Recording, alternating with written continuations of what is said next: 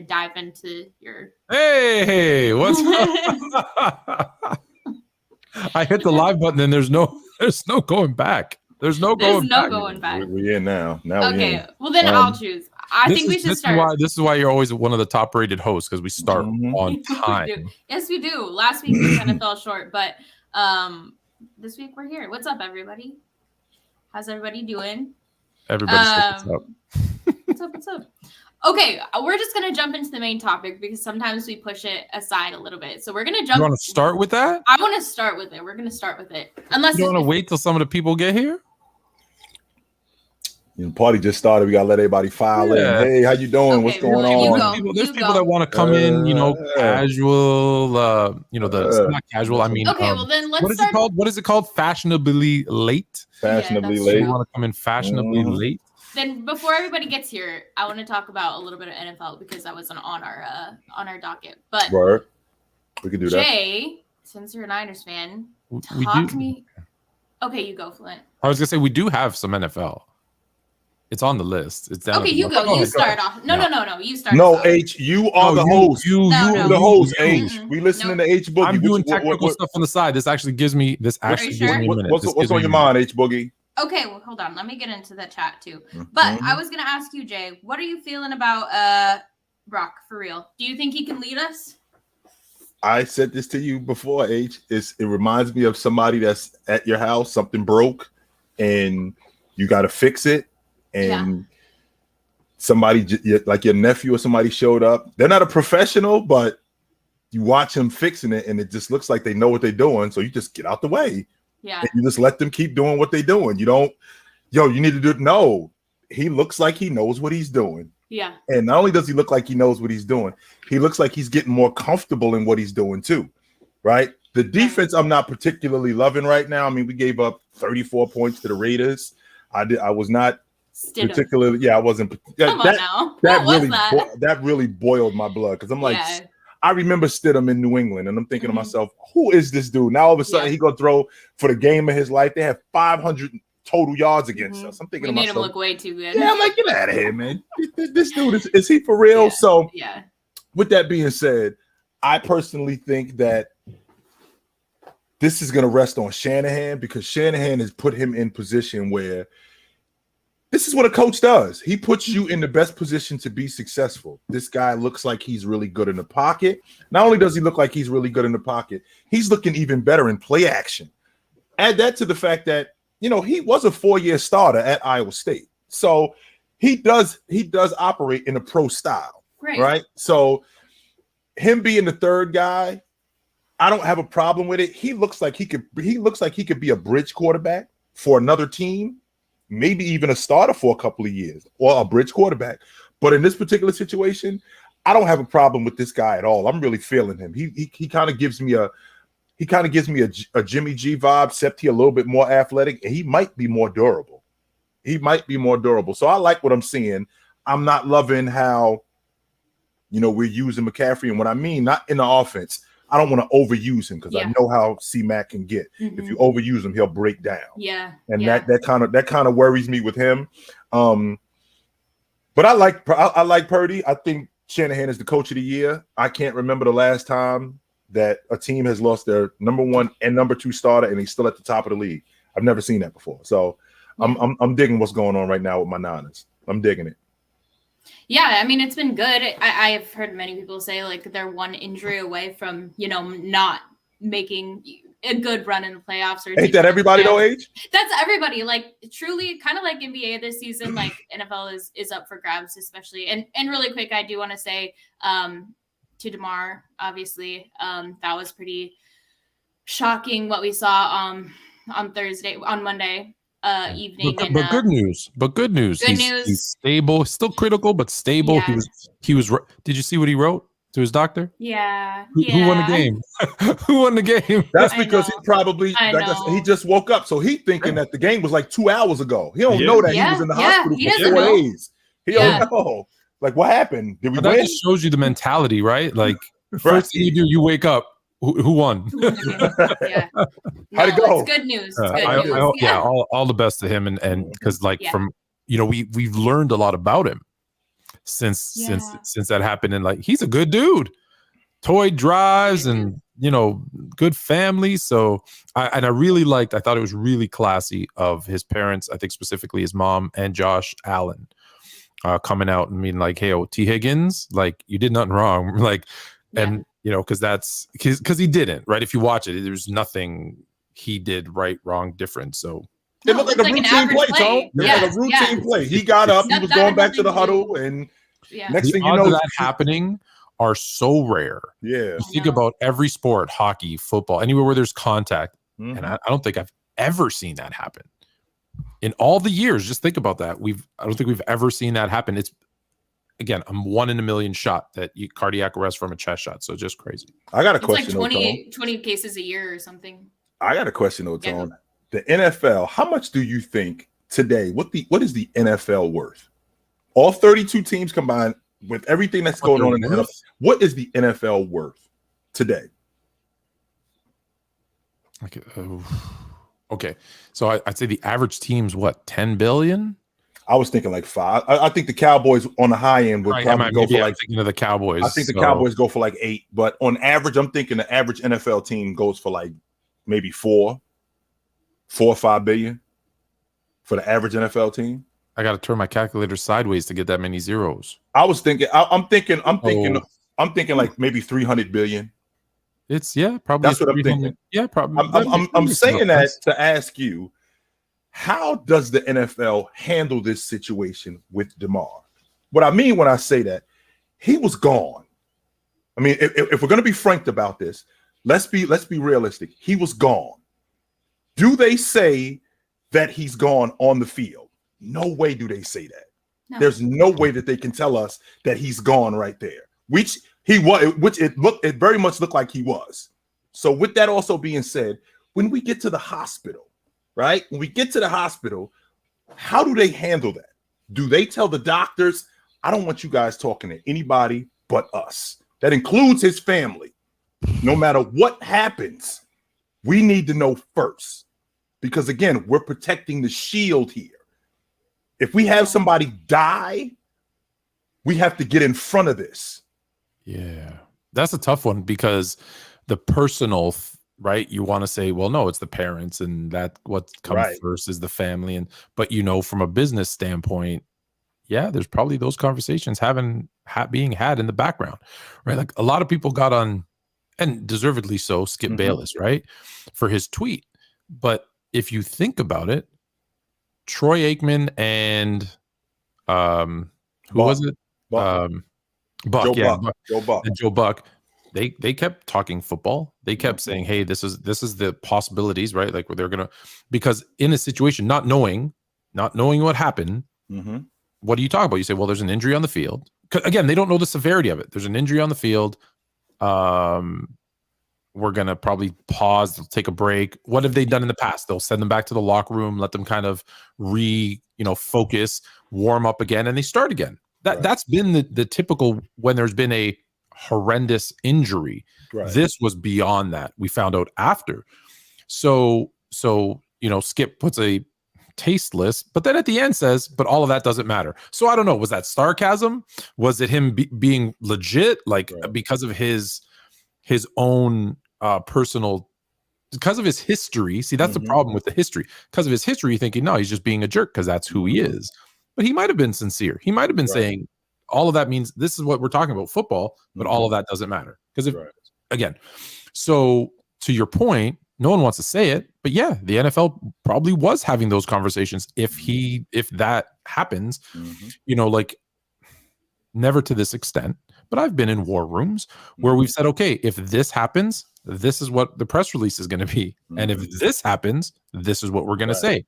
And you have to be ready for both. And that's just, it sucks, but that's business. Right. It's cold. It's heartless. And more than anything, we talking about $500 billion. Absolutely. You gotta think too. We have to protect that. And unfortunately, what happened there was traumatic. And I there's no doubt in my mind, I'm done playing football. I'm not going back out there. After what had just happened, I'm not going back out there. I don't think he'll ever be medically cleared, nor would I want to. But I think it's great. I think it's a great. I think the team takes care of him. I think the NFL, like, he should have a job for life. I hope. I don't mean him specifically, Tony. I'm just talking about the game that day as a player. Oh, he has a player. I'm taking my shoulder pads off. I'm done for the day because to refocus and to get myself back focused, it would be really difficult to do that. Contrary to the idea that, you know, it is a gladiator sport and this is the kind of stuff that happens, but we never seen nothing like this before, right? Never seen nothing like this. Yeah. So because of that, how does it get handled? That was one of the first things I was thinking was, how does the NFL handle this from a business standpoint? Because again, we saw something that was traumatic from the player standpoint that, this dude is going to die. We can't have that on national television. We can't have that. Something has to happen where we're able to get in front of this. So I thought that was really interesting in how those conversations could be had and what they could possibly be talking about. Yeah, no, that's a good point. And real quick, I mean, just going off that, with the Bengals-Bills game obviously not happening, how do you think, Jay, that's going to affect both of their standings? I mean, that was a huge game. That was an important game. That was a crucial game. Right. So what do you think, are they just going to – is that game's not going to happen. So what is that going to mean for both those teams? Well, because it's not going to happen, they still are in the space that they're in. So Cincinnati still got to play this weekend, right? And Buffalo still got to play this weekend. And the fact that Hamlin woke up, I mean, that's a huge rallying cry. So that may very well be momentum for them to just get rolling. And the same thing with Cincinnati. That might be momentum for them to get rolling. I don't think that this is going to hamper them in a bad way. I think it's a good thing, especially the fact that everybody got behind Hamlin and the fact that he's getting better and he's making progress. I think that this helps both Cincinnati and Buffalo. Yeah, I think it from a on the field thing, it can act. I think it's more because it looks like he's going to be okay. It's more motivation than distraction. Mm-hmm. And so for football, it's good. There's so many things though that, because listen, our number one priority has been, hey, Damar Hamlin, is he going to be okay? Is he going to live through this? It looks like he is. So now we have to start having these other conversations. So they're not going to replay the game because obviously they can't. Mm-mm. They're going to play this week. They're going to take the winning percentage to decide whoever has the better winning percentage. That's going to be how they're going to seed things. But there's also tons of betting and fantasy ramifications. I am in a league where I'm the commissioner of the league, where the person who's down by 2 points has Josh Allen, who still has 3/4 of football to play, and he's down by 2 points. Can you give him the win? Well, no, technically you can't because you don't know, but he only has 3 less points. He's probably going to score those points. But the other person, I'm sure, will argue, well, we don't know that for sure. Right? You've got guys in our Players' Choice Fantasy Football League. I think it's actually pretty close. One guy has Josh Allen, the other guy has Stephon Diggs. So, and it's a tight matchup. So there's a lot of, I'm sure there was people who bet on the game. There's parlays. There's all these things, millions and millions of dollars, right? That have been bet and whatever in this, that now just kind of what happens, because the game's not going to happen. And you can't just say, well, now we're going to lose it by, we're going to change it to the following week. Don't know, right? Bama's in the chat right now. I'm losing by 9, but he's got Stephon Diggs. Right. Man, that's one touchdown play for Stephon Diggs. That's now, Tone, you know how I feel about home field advantage. I've always felt like if you better than me, you can whoop me anywhere. If I'm better than you, I can whoop you anywhere. Now, Cincinnati and Buffalo, the proximity ain't really that different. So if the AFC Championship, for example, has to be played in Cincinnati as opposed to in Buffalo, is it really that much different in terms of the weather conditions? Is it really that much different in terms of travel? Different, but the fan base, you're comfortable. Listen, do I want to play? Do I want to play in Cincinnati? Hamlin, Shazier. There's been 2 more, and I'm sorry. Antonio Brown. Right. And there's a 4th one that I'm forgetting, all on that same field. It's becoming a first spot. Yeah. So I would much rather play in Buffalo. That's right. But again, most important, I want to say it again, because someone who might have just tuned in 5 minutes ago, first and foremost, right, it's about Damar Hamlin and his health. Right. But getting better, which is great news. There's a lot of other things to talk about. That was great news, man. Found out that he woke up. I was like, yeah, that's dope. Absolutely. That was awesome. I knew. I just, hey, me being me, right away, I was like, oh, that's good. When I saw that he wrote, because I'm getting excited, I'm hitting my mic. When I saw like he wrote who won the game, I'm like, all right, that's a dude that's okay. He's gonna be he's a fighter. He's gonna be okay. So it's great news to hear. So he's coherent and everything is working as opposed to where am I? What am I doing here? And who are you? And I gotta love what's going on between Cincinnati and Buffalo. There's a lot of love between Cincinnati and Buffalo that we, most of the time we, rivals, we talk about teams and we love the rivalries. But if you go back, Cincinnati and Buffalo have always really supported each other. There was the thing with I think the Flutie Flakes, then Andy Dalton. Buffalo stepped up and helped Andy Dalton go through some stuff. I think when they won a game that put Buffalo into the playoffs for the first time in a long time. Right. There seems to be a lot of like the two cities seem to support each other, which is in this day and age, we don't talk enough about those good stories. So good for them. Yeah. Yeah. I think he's going to be okay, and we'll continue to pray and keep him and his family in our thoughts and prayers. That's good news, man. That's really good news. Yeah. Feeling that. Oh man, there's an argument in the nobody knows if the real ticket's in the chat, but everybody's arguing. Okay. But if it's you, what's up, ticket? What's up, Ron? Super chatting, it doesn't matter. Yeah. All right, I'll give you the choice. Are we going right into the draft? Or are we talking about Wilt? What you want to do, H Boogie? You. What do you want to do? All right, I really want to get into Wilt. I think this discussion. People already asked about it, so we're going to start with Wilt. So the first question, Jay, you said you were talking with a buddy, and he said, obviously we know legendary Wilt, whether it's true or not. I think it's true that Wilt scored 100 points in a game. I heard a story about, I forget who it was, but it was another guy that had called his wife, and he was like, hey babe, Wilt and I scored a combined like 102 points. And she's like, really? Like, how'd you do? And he's like, well, I scored 2 and Wilt got the 100. So like, there's so many stories, and we can hear like how legendary Wilt is. And so let's jump into first. Do you think that there will ever be anybody to, outscore that 100 points? And are there any players that come to your mind? Obviously, Donovan Mitchell scored 71 this past week, which was absolutely insane. Kind of weird because if you look at his scores previous to that, they hadn't been very high. So that was kind of out of this world. No one expected that. But yeah, Jade, are there any players you can name that you could think maybe could even come close to that? Or even, top Kobe's 81? Well, is there anybody in the league to start the conversation, this is how awesome Wilt is, or Wilt was. My man right here is Greek, and he don't even believe Wilt ever existed. I actually wanted to go first. Go ahead, Tom. Because we need to take a step back. All right. So there is a thing called satire. So I clearly, take that, and I love conspiracies. So I take the fact that I love satire and I love conspiracies, and I put them together, and I was like, Wilt didn't even exist. Forget this scoring 100. The man didn't actually exist. He's just like a biblical figure in the NBA that they wrote into the history, but we never actually saw him do anything. No. Right? 100 points wasn't recorded. We didn't know he went under Marcus George or George Marcus, whatever this other fake name was when he was in high school. Like it's he's reincarnated.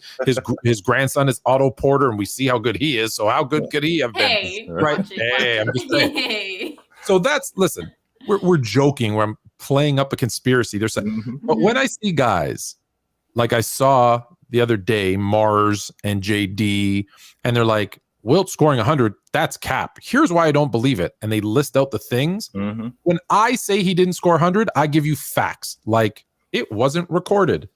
There's no video evidence of it. So that's a fact.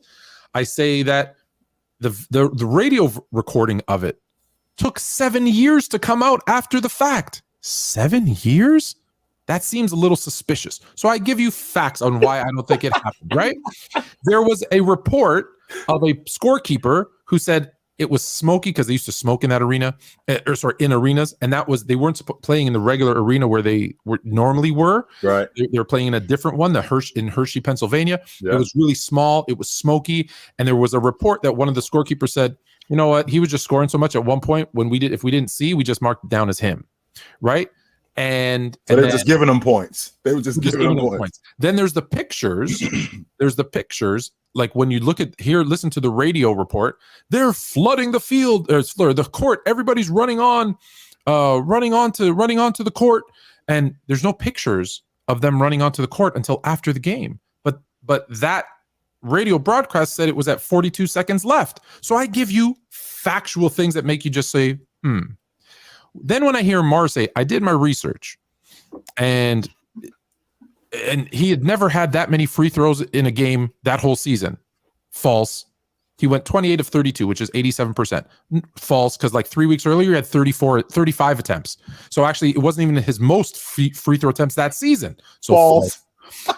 He never came anywhere close to shooting that high of a percentage. That season, he shot over 75% 10 times. So 87% is higher, but 75 to 87%, that's 2 free throws. So is that crazy? No. So false. I can't believe that a guy scored 100 points. Really? Because when a guy who averages 20 or 25 scores 70, obviously we see it, there's video, but that's believable. So why aren't we believing a guy who averaged 50, who scored over 70 multiple times, who scored 60, 25 times, couldn't go for 100 on a good shooting night when they're feeding him the ball? It's again, when I say it, I give you facts as to why I don't believe it. But when you make up stuff and say he never had that many field goal attempts, yes, he did. He had that many field goal attempts like 8 times that season. So you give a bunch of false information, and there's other people, and you start by saying, I looked it up. No, you didn't. No, you didn't. Did not. Because it doesn't take that much research to go and look. No, you didn't. That bothers me. So I wanted to start with that. So is it conceivable that he scored 100 points based on the fact that he had that many free throw attempts in a game before? He had that many, if not more, field goal attempts in the season before. He had made that percentage of shots before. Absolutely. People can get hot. Like we had games where Shaq, who's a 50% free throw shooter, shoots 70, 80% from the line. Dwight Howard, who's a terrible free throw shooter. In that season, you know what else he was doing that was different? He was trying some underhanded. Well, what a great game for him to try underhanded games on a game that he knows isn't going to be televised, isn't going to be recorded, because that was his thing. It was his ego that kept him from throwing underhanded free throws. But when he did, he shot over 80% when he did that. Oh, no cameras? Cool. Now I'll do it. Right? There's only 4,000 people here? Cool. They won't believe him if I'll tell them, hell no, I'll punch him in the face. You know who Wilt is. Wilt is the guy who spit on a guy's head in an elevator because the guy asked him, what's the weather like up there? So is it yeah, he said it's raining. Said that. You don't know. Yeah, so is it crazy to say, hey, he underhanded some? No, it's not crazy. It's not crazy. So that's all I'm saying is if you want to make the case that he didn't, I'm with you. I can make that case. Which, by the way, Tony, I'm sorry to interrupt you really quick. No, but he did shoot his highest free throw percentage of his career that season. But anyway, as you were saying, no, his highest free throw shooting of his career was actually his last season with the Lakers, where he shot over 70% for the season. Right. So when he, but the year, no, right. But for that year, at that point, he hadn't shot high. He hadn't shot higher than that at that point. That was the highest free throw percentage he had shot for his career that season. But anyway, yeah, because there's multiple games of 70 and one of 8. So that's all I'm going to say is if you're going to debunk it, don't insult the history by lying or saying stuff that's not true. Say the truth because again, you can make that case. I've been told to settle down, so I'm gonna calm down. I'm sorry. Settle down. This topic gets me riled up. It gets me riled up. All right, so now let's go. Can someone? So now that we know that it's possible, he could have done it. Jay, you can start on who, if anyone, can surpass it. Well, to be honest with you guys, I don't think anybody would. I don't think there's a team that would let a guy go for 100. I just don't see it. No, I don't. However, all things considered, Tone, I got it going. The bucket is an ocean. I can't miss. I think I could see D-Book going for 85 or 90. I could see that. All things considered, because he's got that kind of game where once he gets going, he's got guys on his team that will get him the basketball. And not only will they get him the basketball, they will keep feeding him, and he won't stop. Guys, I'm going to take off the list. I'm taking KD off the list. And the reason why I'm taking KD off the list is because KD is going to let you off the hook. KD will get 60, which he's never done in his career, by the way. But KD will get 60, and he'll actually come out of the game. Because they'll probably, let's say that they're up by like 20. Let's say that they're up by like 15. He's like, nah, I'm good. I don't have to go back. I think he's never gone for 60. Never. He's never scored 60 in a game. Never. Not one time. So how do people call him the greatest? Okay, that's a different topic. I think he'll let you off the hook. Steph Curry, I think I can see Steph Curry going for 85, 90. And the reason why I say that, I watched Klay Thompson a couple of nights ago hit 10 threes. I watched him score 37 and a quarter. If Steph could have picked up the ball and ran it to him, he would have done that. He couldn't get the ball to him fast enough. So if Steph got going like that, every last one of them dudes, Draymond, Klay, every last one of them dudes will make it their business to get him the basketball as much as possible, right? So when you got a guy who gets going like that, the other guys make it their business to make sure that happens. Prime example, Tone, would be Bird. Kevin McHale had never scored 50. And on an afternoon in March against the Detroit Pistons, he got it going. Bird's going to make sure that happens. He can't get him the ball fast enough. Every trip, Bird is getting him the ball. So Book, Steph Curry, I think when he got it going, I think Damian Lillard could get close to that. That's who I thought of. Yeah. I think Damian Lillard could get close to that. Dame's got that kind of game where once he gets going, all things considered, he's virtually unstoppable. And when I say virtually, I take that back. He's unstoppable, where you can't really do anything with him. Another guy I'm thinking about is Jason Tatum. I think Jason Tatum can give you 75 to 80 once he gets going. So he scored 60 already, Tone. I've already seen in the last season. I've already seen him score 60. So Tatum love. Yeah, I'm done with him, Jay. What's the problem, eh? Look, here's the thing. I was coming around to JT. I was like, okay, this is my season. I'm gonna give him a chance. He's so inconsistent, and like I'm not a huge bettor, but like I put a little in here and there, especially on JT. Dude, I don't know. There's just something about them. Like they're just so inconsistent. It was Oklahoma City scoring 150 on them. What was that? Like you can't just excuse something like that. No when your full team is in. I don't think Rob Williams was in, but yeah, no, that did not help. So we had this discussion. How many guys do you think could get 100? And I don't think that there's a team that would allow, if a guy got close to like 85, or like if we're at the end of the third and the guy's got 78, the team is like, yo, somebody else gonna have to do it, because it's basically like you don't want to give up the all-time leading home run. I don't want to be the pitcher to give that up, right? I don't want to. This guy is gonna he's gonna break the rushing record. Well, we don't want to be the team to do that. We don't want to be the team to let that happen. So if a guy got up to like 78 at the end of the third, teams are like basically saying, yo, we'll put 3 guys on him before we let this dude go for 95 or 100. No way. You're going to have to make this guy or this guy's going to have to do it, because you're not going to do it. We'll put 4 guys on you and make sure that you don't do it. So I got 2 guys. The good news is I think I got 2 guys that you didn't mention. And I'm going to start with the first one. And you're not going to understand this at first, but when I was at the game last night, I saw it was 7-0 with 5 minutes to go in the first quarter. 7-0. It was 7-5 at one point. I think it was like 2 minutes left. The end of the first quarter was like 12-10. Yeah. And Giannis still went for 36 or 34 points and 20-something rebounds. Yeah, he did. So here's the thing: do I think someone can do it in regulation time? 48 minutes, Tone. That's where I struggle with, because Wilt was playing 48.5 minutes a game. Didn't come out the game. He played the whole game. Which just that doesn't happen anymore. So it's interesting, because my first impression when I thought was, well, damn, teams are scoring $150 on the regular nowadays, $140 on a regular.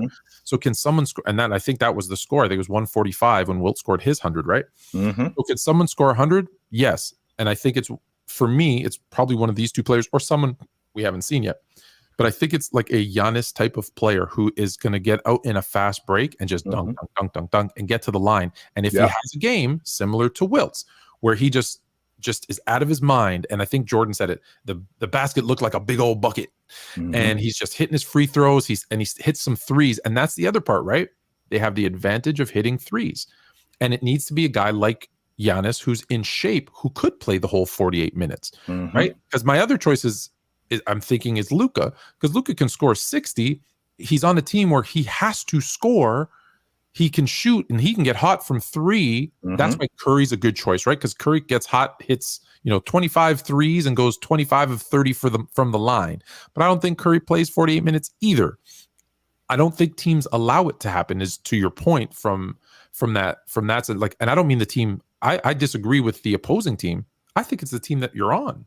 I don't think the team with the scorer lets them play that many minutes, because if it's a blowout, they're taking him out. Even Kobe's 81, the game was close, which is probably why he was still playing. I think, just think about it. If your star, if Giannis, Luka, Steph has 80 points, 75 points at the end of the third, and you're up 30, you're not playing him. That's why Kobe came out against Dallas. I think he had that 63 at the end of the third. I think they were up 30 at the end of the third. That's why he didn't play the rest of the game. Clay had a game where he scored, wasn't it like 60 in the first three quarters? Kobe had a couple of those games. They just pull him out because it's a blowout. Wilt's ego in that day was, hey, I wouldn't be surprised if he said, hey, I think I can do something. Give me the ball. And if you don't, I'm leaving the team. Like he would just walk away. I'll just leave. I'm out. That was him. I'm out. Because just check out this interesting stat that I heard, and please correct me if someone knows it to be wrong, but I heard it, so I'm going to say it's true. Donovan Mitchell on his 71-point game scored or assisted on 99 of the Cavaliers' points. 99. So he scored 71 and he scored and assisted on 99. Wilt scored 100 points and scored and assisted on 104. Think about that. Was not passing the rock at all. So that's what I'm saying is in today's NBA, where there's I think the opportunity to do it, I think your own team isn't going to give you a chance to do it more so. But if I had to pick a player, I think it's a guy like Giannis just getting hot, because we know he's going to get he's gone for what, 40, 50 right. In the finals, right? He can go for 50 just without shooting. So if he just gets hot from the outside and hot from the free throw line, he can do it. Luka, who's the only guy who's going to score on his team. I think he could do it. And I think the one you said for sure, Steph, I think because of the three ball, which makes what Wilt did or maybe did so much more impressive. Yeah, no threes. No three ball. Yeah, no threes. No three ball. I just think that a guy like, because we've seen D-Book go for 71. I saw David Robinson go. But that's controversial, right? Because he broke a rule and he shouldn't have had that chance. Which was? You mean Donovan? The NBA, yeah, Mitchell. The NBA came right out and said when he threw that off missed the free throw on purpose, he stepped over the line before he was allowed to. Should have been a violation. In violation, and the game was over. Well, the refs make violations all the time, and nothing happens to them. Yeah, so. Yeah, no, they're the only ones who can get away with. Get them out of here. The referees and weathermen, and when I say weathermen, I mean other people. They're the only people who be wrong all the time and still get have promotions. Their job. Yeah. I'm curious though, like, obviously the game changed a lot because of Wilt. Like, people complain about him all the time because he was so dominant, and you had to make rules in order to like at least make it somewhat of a fair chance. And then it continued to change. We saw that through like MJ's era, and then now we look at the game. And what do you think, Fluent, when it comes to like Steph hitting a record or LeBron hitting a record and the coaches like taking them out or leaving them in? Like, we don't see that a lot. Coaches are much more unwilling to let those players stay in to make something like that than they did back in the day. So, I mean, as a coach, would you be okay doing that? Do you agree with that? Or do you think coaches should allow some more records to be broken? I'm a coach who left my starters in with my youth team when we were up 62-7. So yeah, I'm Aren't they like 10? Yeah, hell yeah. You got to teach kids how to lose. Isn't there a rule against that? Isn't there a rule? I got in trouble. I break the rules. Yeah. Kids need to learn how to lose, and that makes them better, I think, and tougher. I agree. But yeah, no, I think there is a very bad situation where back then players played and you didn't take them out unless they really needed to come out. Whereas in today, it's we'll play to a point, right? We talked about it before. This is why they don't play 82 games anymore. Now, I've said this before. I think the reason is, well, now there's hundreds of millions of dollars at stake. So they're not going to put that at risk and they're going to take you out. Whereas back then, the money wasn't an issue. We're going to play Wilt, the best player in the game, 48.5 minutes a game. And that those days are done. So it would take, I think, a lot for someone to say, like, you'd have to come out at the beginning and say, I'm going for 100 tonight. Yeah. And you'd have to be, close. And I don't think I just don't think that's going to happen. And like I said, I think there's people who are capable of doing it. Like I said, I don't think I don't think it's the other team that's going to stop them. I think it's your own team that's going to stop you from doing it, which is too bad. I think it's too bad. Phil Jackson said after he took Kobe out when he had them 63 3/4, it's on record that he said, because Kobe was on his way to getting to 100 points. The way he was rolling that day, he was on his way to doing that, no doubt about it. And Phil Jackson is on record saying some records don't need to be broken. He said that. And that is a thing. There might be people who don't want to break Wilt's 100. Right. Like Barry Sanders, I know it's football, but Barry Sanders came right out and said, Walter Payton's a better running back than I am. I'm retiring. I'm not breaking his rushing record. Right. Like, I'm paraphrasing, but that's what he said. I bet Kareem wishes LeBron would have that type of respect. I bet he He's been so pissed about LeBron. I bet that he will. And I get it. Really that sucks because people don't talk about him school. enough anyway. Like, people disrespect Kareem. So that's the one thing he kind of, well, not the one. He has so much on his Right. resume, but that's the one thing I think he. You know what? If you close. If you were the all-time leading scorer, and someone was about to pass you and they said, well, if that person becomes the all-time leading scorer, they're the greatest ever. But you who currently hold the record, you're not the greatest ever. If that person passes you, they're the greatest scorer ever. But you who hold the record, you're not in the conversation for the greatest scorer ever. You kind of be like, hold on a second. Yeah. So if No, he I passes feel it. me, he's the greatest, but I who have the record am not. Like, Yeah. I understand. I've been to just as many finals as him. I've won more finals than he has. Right. Like, I've had more MVPs. Like, I can understand. Listen, to be a successful athlete, you have to have an ego. So I can understand where your ego's like, hold on a minute. Like, let's rewind that back. I was going to say this. There was a game in Washington, Jordan's second last or final year, where he had 8 points and Doug Collins was like, you know what? We have no shot. We're out of this game. We're not going to come back. And he pulled Jordan out.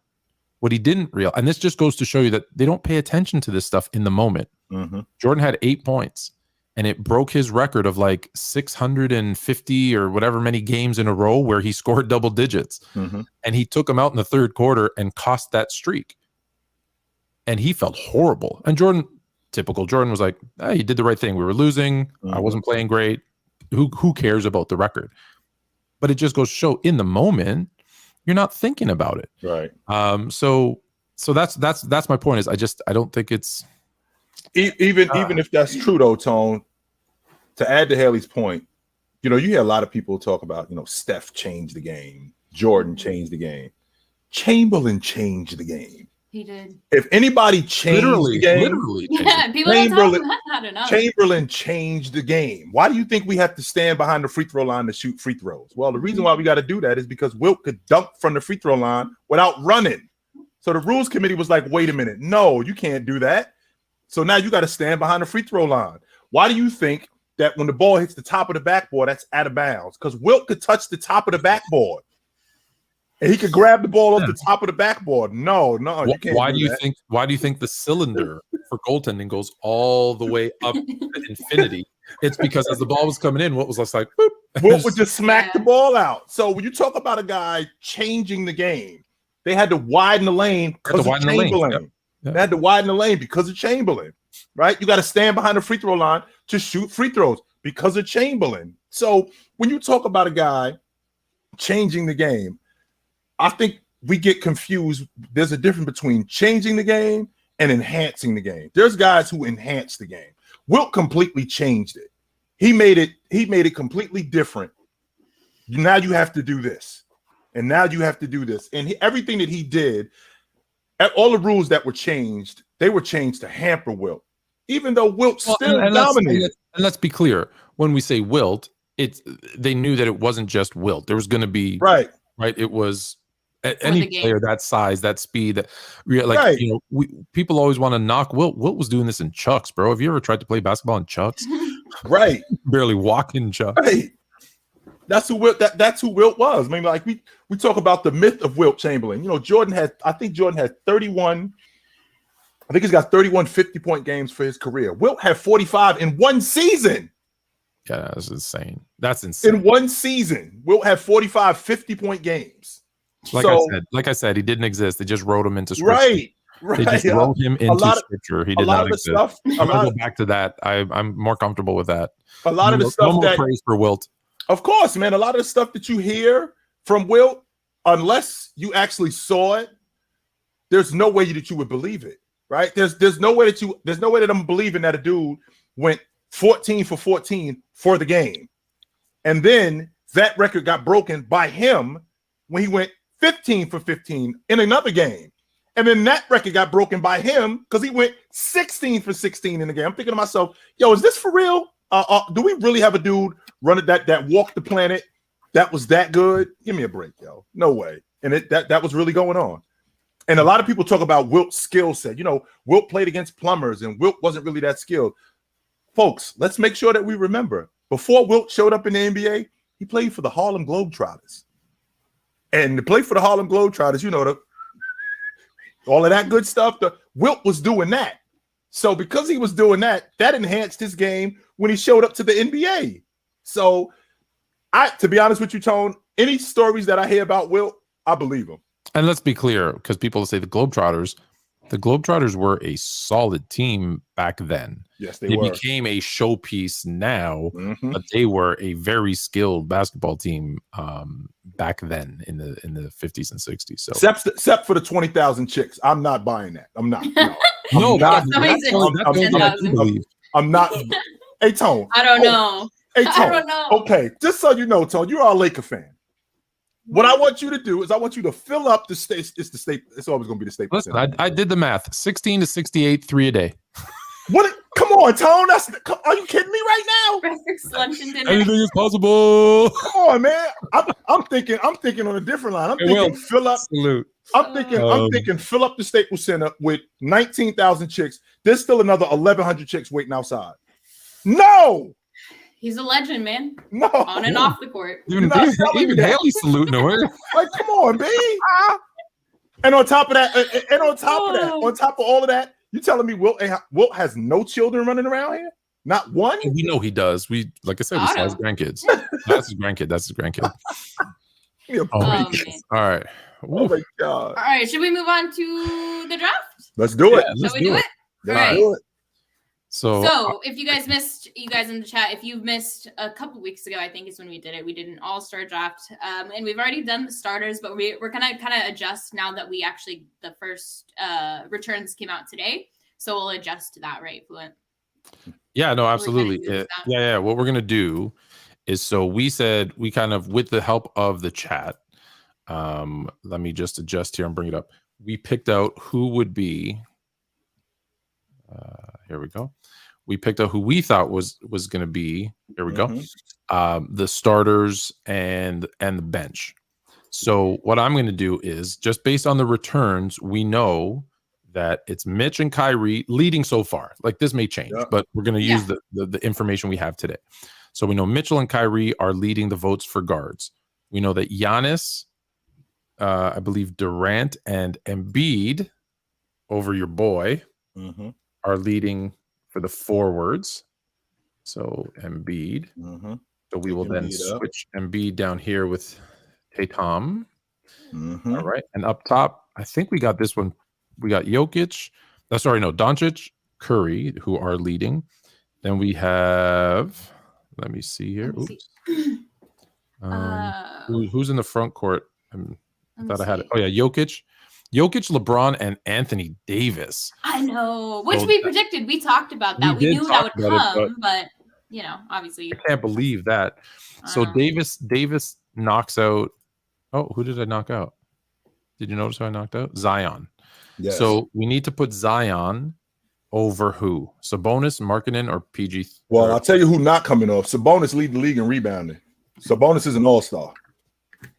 No doubt about that. Where is he though? He didn't come out as an all-star, did he? No, he didn't. He wasn't on that list. We're gonna take out Markkanen then, which is crazy. So this is that's okay. Hey, we got the starters. So here's what we're gonna do. Here's how we're gonna draft. So of these starters that are here, so of the top section here, we're gonna pick our 2 guards and our 3 forwards. Right. And then we're just gonna draft our reserves, I think, regardless of position, and make our team. Okay. Starting with the East? No. It's just like the All-Star game. We don't play East-West anymore, right? Okay. We got Commissioner too. We got Team Fluent, we got Team Chill. You got 12 guys. You said you didn't want to draft. I'm the commissioner. All right, you're the commissioner. All right, commissioner, who's going first? So, Jay, you start, and then when it comes to bench, always Jay first. Hey, Hailey. I switch between you guys. I'm gonna start. Giannis is my guy. Nice. I'm picking Giannis to start. Absolutely. You're taking Giannis to start? Okay. Yes, I am. You are taking my player to start. Okay. That's why I wanted to go first. So Giannis is off the books. So then I'm gonna take Giannis should be down here as a forward. Yep. Giannis. I'm gonna go son. I'm gonna take Luka. You're gonna take Luka. Okay. Let's see. My other forward. I'm gonna take James. Okay. In chat, pay attention because you guys and me we're gonna vote. That's at the center, Tone. Oh, I'm sorry. Whoa. Underneath. All right, you're taking LeBum. Here we go. Oh no. I'm gonna take. You know what? I'm gonna go with Curry. I'm gonna take a solid backcourt back here. I'm gonna take Curry. Well done. I like that. I like that duo. I do like that. I'll take the West. That's the West. Yeah. Let's see, because this is an all-star game, and we want star power. We want entertainment. I'm gonna go with Irv. Nice. Kyrie for you. Let's see. So who do I got? Oh shoot. So listen, you're going for entertainment. I'm going for the win. I'm gonna take Kevin Durant. I think he's highly. That's a steal for me at number 6. Nice. All right. You'll take Kevin Durant. I'm gonna go with the big fella. I'm gonna go with Embiid. Embiid. All right, so center or forward. You got. Well, he's got Embiid, so I'm stuck with Jokic. Stuck. And there's no forwards left. So it looks like I'm just gonna fill this out. I get Davis and Jokic, and you get Mitch, right? That's what I was gonna go with. Yep. Okay. I was gonna take Don. So I'll take Jokic. And what did I say? Davis. I hope he's day to day. Hopefully it's a day he's playing. And you got Mitch. All right. That's Donovan Mitchell for those that the guy is pissed that you said stuck with Jokic. Stuck with him. He's so disrespected, man. I didn't. My apologies. I didn't say stuck. I spelled Doncic wrong, didn't I? Are you more of an Embiid guy? Like, would you take Embiid? No. I meant stuck with Davis. If I said Jokic. Yeah. What I meant stuck is like there's no other choice at that point. Yeah, you don't want to take all right. So our starters. So our starters are I've got Doncic, Curry, and then Durant, Davis, and Jokic. You have Kyrie, Mitch, Embiid, Giannis, and LeBron. Yep. All right, chat. Should we do a poll? We're going to shoot the lights out. We're not going to do no. We got to pick our reserves. We got to pick our reserves too. Full team. And I guess you're going first. So who you got? Me going first. No. Tone, you up? I go first here. Yeah. Oh. Yeah. Okay. I'm gonna, man. You know what? I'm gonna take Zion. I need some of those 360 dunks. Yeah, and I'm right along with you, so I'm going with Ja. Damn it, I didn't think you were gonna take Ja. I'm right along with you. Yeah, We got that's your guy, my two favorite players are on the other team. We might have to make a trade. I keep flipping back and forth because I got to check back here. Okay, I keep checking, make sure I'm not missing any super chats. We will get to the super chats here in a minute. Yep. All right. You've been taking my guys. I'm gonna take yours. I'm gonna take Tatum. Okay. You're gonna take Tatum. All right. Well, let's see what I'm working with here because I need some timely reserves because I need more buckets. But I do need some dirty work guys too. But I'm gonna get to the dirty work guys in a little bit. So I need some more buckets and I need size. So let's see here. I'm gonna take Brown. Okay. Brown versus Tatum. All right. Let's see. Well, my team is built on scoring. My team is built on scoring. So let's add another shooter into the mix. I'm gonna take Booker. That's cool. Yeah. He's gonna take a lot of scores. From the sound you made. I don't know that was cool, but all right. That's cool. Let's see here.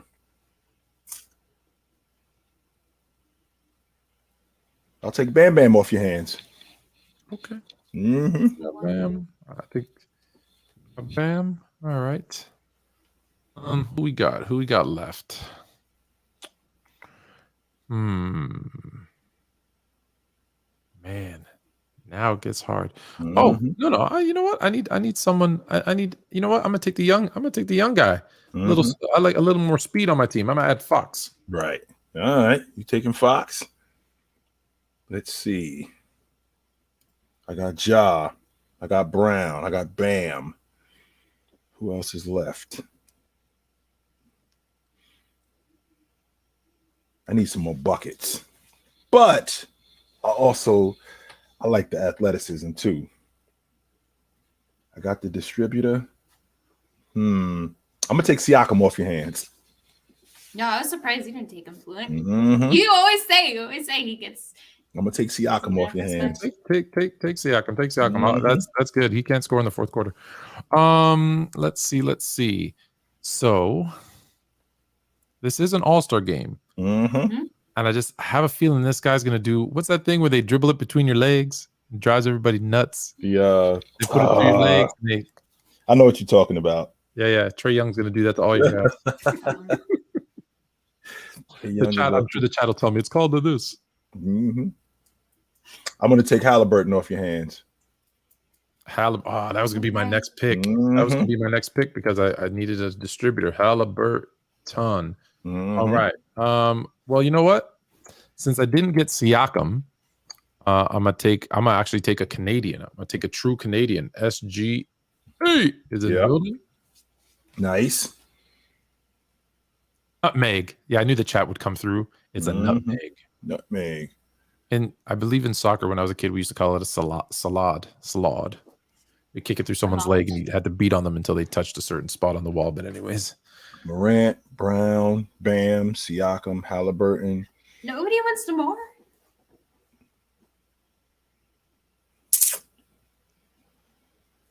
I got plenty of buckets, even though I'm really digging Damar. But I need dirty work guys. So I'm gonna take Sabonis off your hands too. Bonus. All right. So there's 2 picks left. Who's left? DeMar DeRozan and PG3. Now that PG3 could also be Kawhi Leonard. But I'll take Paul George. Okay. I'll take Paul George and he should not be the last pick in the draft, but I'll take DeRozan off your hands. Absolutely. You got DeMar. You got DeMar, which means the more reasons you lost. All right. So so let's recap the team. Here we go, and then we will get to some super chats. Yep. DeMar, I say it. DeMar, I like it. Nice. That's a great commercial. I'm just reading the chat. That's a great commercial. Let's see here. So let's recap. So I've got Luka, Steph, Jokic, Durant. You already know when Curry and Durant are on a team, they don't lose. Anthony Davis. And again, we're all assuming everybody's healthy here, guys. Zion, Tatum, Booker, Fox, Trae Young, SGA, PG3. Chill has Kyrie, Mitch, Donovan Mitchell, Embiid, Giannis Antetokounmpo, LeBron, Morant, Jaylen Brown, Bam, Siakam, Halliburton, Sabonis, DeRozan. So in the chat, don't be influenced by what you're about to hear from Hailey. In the chat, just write Fluent or Chill. A vote for Fluent is for me. A vote for Chill is for him. Let your biases out because we know y'all like him more than me. Just look at the team. Hailey, your thoughts. Or do you want to make a case for your team first? No. Let me just give you my thoughts. So first, when I look at your starting fives, I obviously, like you already said, we know Curry and Durant can play. You got Jokic in there playmaking, Doncic in there as well, and AD at the rim at any point, like he can just hang under the rim. So I feel like that is a little bit more well-rounded. Just because, I mean, Embiid is great, Giannis is great, LeBron's great. I don't know. I feel like they're both lacking defense for sure. It's an all-star game. Who's scoring 200 first? True. I guess that's true. But I think that Chill's bench is a little bit better. I think you have a lot of scoring, but you are so biased. You have nothing. No. So I think if it comes down to starters, I gotta go Fluent. But full rounded team, I gotta go Chill. Stop beating around the bush. Who's winning? I gotta go with Curry. Now you're more fluent. Yeah. I think your starting lineup is really, really solid. It's really, really solid. But I like Jaylen Brown, Bam. You can't sleep on him. Halliburton, Sabonis. Like you got some good tools there. So. What's Bam doing against Zion? Dude, is he going to guard Tatum out on the perimeter? Yes. He is. Yes. Come on. Who's Damar the Turnstile? Who's he guarding? Didn't Damar just score like 45, like a few 44 the other day. You think they're going to let him shoot in an All-Star game? Come on. All right. The chat disagrees. The chat agrees with you. The chat is Fluent, and it's closer than I thought it would be. But I finally got a win. Yes. I think it's the first win I've ever had on you on one of these, even though my team has always been better. Never. Good job. All right. There's no full. Any final thoughts? Any final thoughts on this? I'm just looking at my second unit, and I just think that we're gonna outlast you dudes. Yeah, that's what I'm saying. Like your starters, I don't know how that would like gel, but the bench for sure is solid. So you're saying The point that I'm making with my second unit. Yeah. What we're gonna do is we're gonna speed the game up, just like you dudes are. But we're going to speed the game up in a more dynamic fashion with Ja, with Jaylen Brown. Bam is going to speed the game up, right? Halliburton is going to speed the game up. Bam is going to rebound. Sabonis is going to rebound. And we're going to get out in the open floor. Brown is going to crack the long ball. Ja Morant's going to crack the long ball. And we're going to be able to get up on you guys. And once we get up on you guys, the starters are going to come back in. They're going to hold it down. Yeah, where's your defense? It's funny that you said you're going to speed up the game when my center is going to be Zion, my power forward is going to be Tatum, and then I'm going to have a combination. Now I'm never going to just play my bench. I'm always going to have some of my starters in there, but I'm going to have Booker, Fox, Young, and SGA. Fox isn't Fox like the fastest player? Him and Morant, right? Oh, Fox, so I have a guy who can keep up with Morant. Okay, I feel better about my team already. Fox gets up and down the floor. Yes, he does. I feel good about my team. All right. Now there might be some people we got to switch out later because who knows what the voting is. I think we serve y'all, Tone. 155 to 140. I think we serve y'all. Well, the chat says I win 155 to 147. We need a poll. But yeah, we don't have polls, but just look up in there and you can. Sabonis carries Chill team for sure. Oh my God, that must be. We got a Sacramento fan in the house. Oh, but wait, I got Fox. All right. Yeah. I love these drafts. All right. So that was a good one. They're close. They're close. All right. Should we do some super chats? Let's do it. I think we got a few at the beginning. If you guys have any questions, always drop them. I will. Let me just close that out and let's get to the super chat. We've got some super chats. What we got? Who's winning? Jay, are you watching Celtics or is They won already? They beat Dallas. That game started out so slow and so gross. Jalen had like 3 fouls in the end of the first. Okay. Assists. What's up? Y'all said 23 Luka is better than 23 Braun age, but y'all also mentioned the influx of scoring in this era. What does 29, 7, and 7 look like in this era? What does 29, 7, and 7 look like in this era? You all said 23 Luka is better than 23 Braun. Did you say 23 Luka is better than 23 Braun? I didn't say that. You were one that would have stuck with your mind. I don't remember saying that. What I do remember saying is that James, being the athlete that he is and the transition player that he is, I think that that's the separator, because in terms of the numbers, I mean, they're not that far off. I mean, at age 23, that was year 5. I think James is shooting 31% on the long ball. Luka's shooting 35%. They both shooting around 50% from the floor. So it's not like Luka is ridiculously efficient, right? Luka's shooting 75% from the stripe. James is shooting 71%. So it's not like it's that far off. But James today, I mean, I don't think he was 29. Was he 29, 7, and 7? If he's 29, 7, and 7 back then, today, the transition player that James is, how fast he gets up and down the floor. I ain't even talking about him shooting the long ball, even though he was averaging five threes a game, just 5 3-point attempts a game. And he was cracking, I think, almost 2 of them. But even still, if he's 29, that 29 could probably translate to like 36 or 37 today, considering he'll probably get to the stripe more because they blow the whistle a little bit more today. In terms of the game being as wide open as it is, he'll get more transition points today. Add that to the fact that them 7 assists, even with the dudes that he was playing against, James's ability to pass, he'll get more guys open. Not only will he get more guys open, he'll convert more. So I think that 29, 7, and 7 could be something like 36, 10, and 9. Dude, you guys have to redo this. I'm just surprised, like 50, 20, and 27. No, we're not being goofy now. Let's not be goofy. LeBron James, anything is possible. Yeah, okay, so I think the majority of us did say Luka at 23 over LeBron at 23 just then, because at that point LeBron had no post-up game. LeBron had a no kind of mid-range, no jump shot, wasn't there yet. Right. We all agree he got better, and so that's not the conversation. It was up to that point in their careers. Mm-hmm. So I think, to answer the question, I think Luka, because of the jump shot, because of some of those things that LeBron still was relying on his athleticism, and he didn't have to work on it. Then once he realized, I need to do something to get better, he got better at all those things. Right. That being said, 29, 7, and 7. Even in today's era, I think it's not much. I think it's like 32, 9, and 8. Right. But I think it's more because the speed of the game is picked up. Yes, so his numbers go up. But I think also I'm seeing guys play a little bit less. So I don't think he'll even play the same amount of minutes. I think he plays 2 minutes less. So I think for him to go up to 32, 33, 9, and 8, I think it's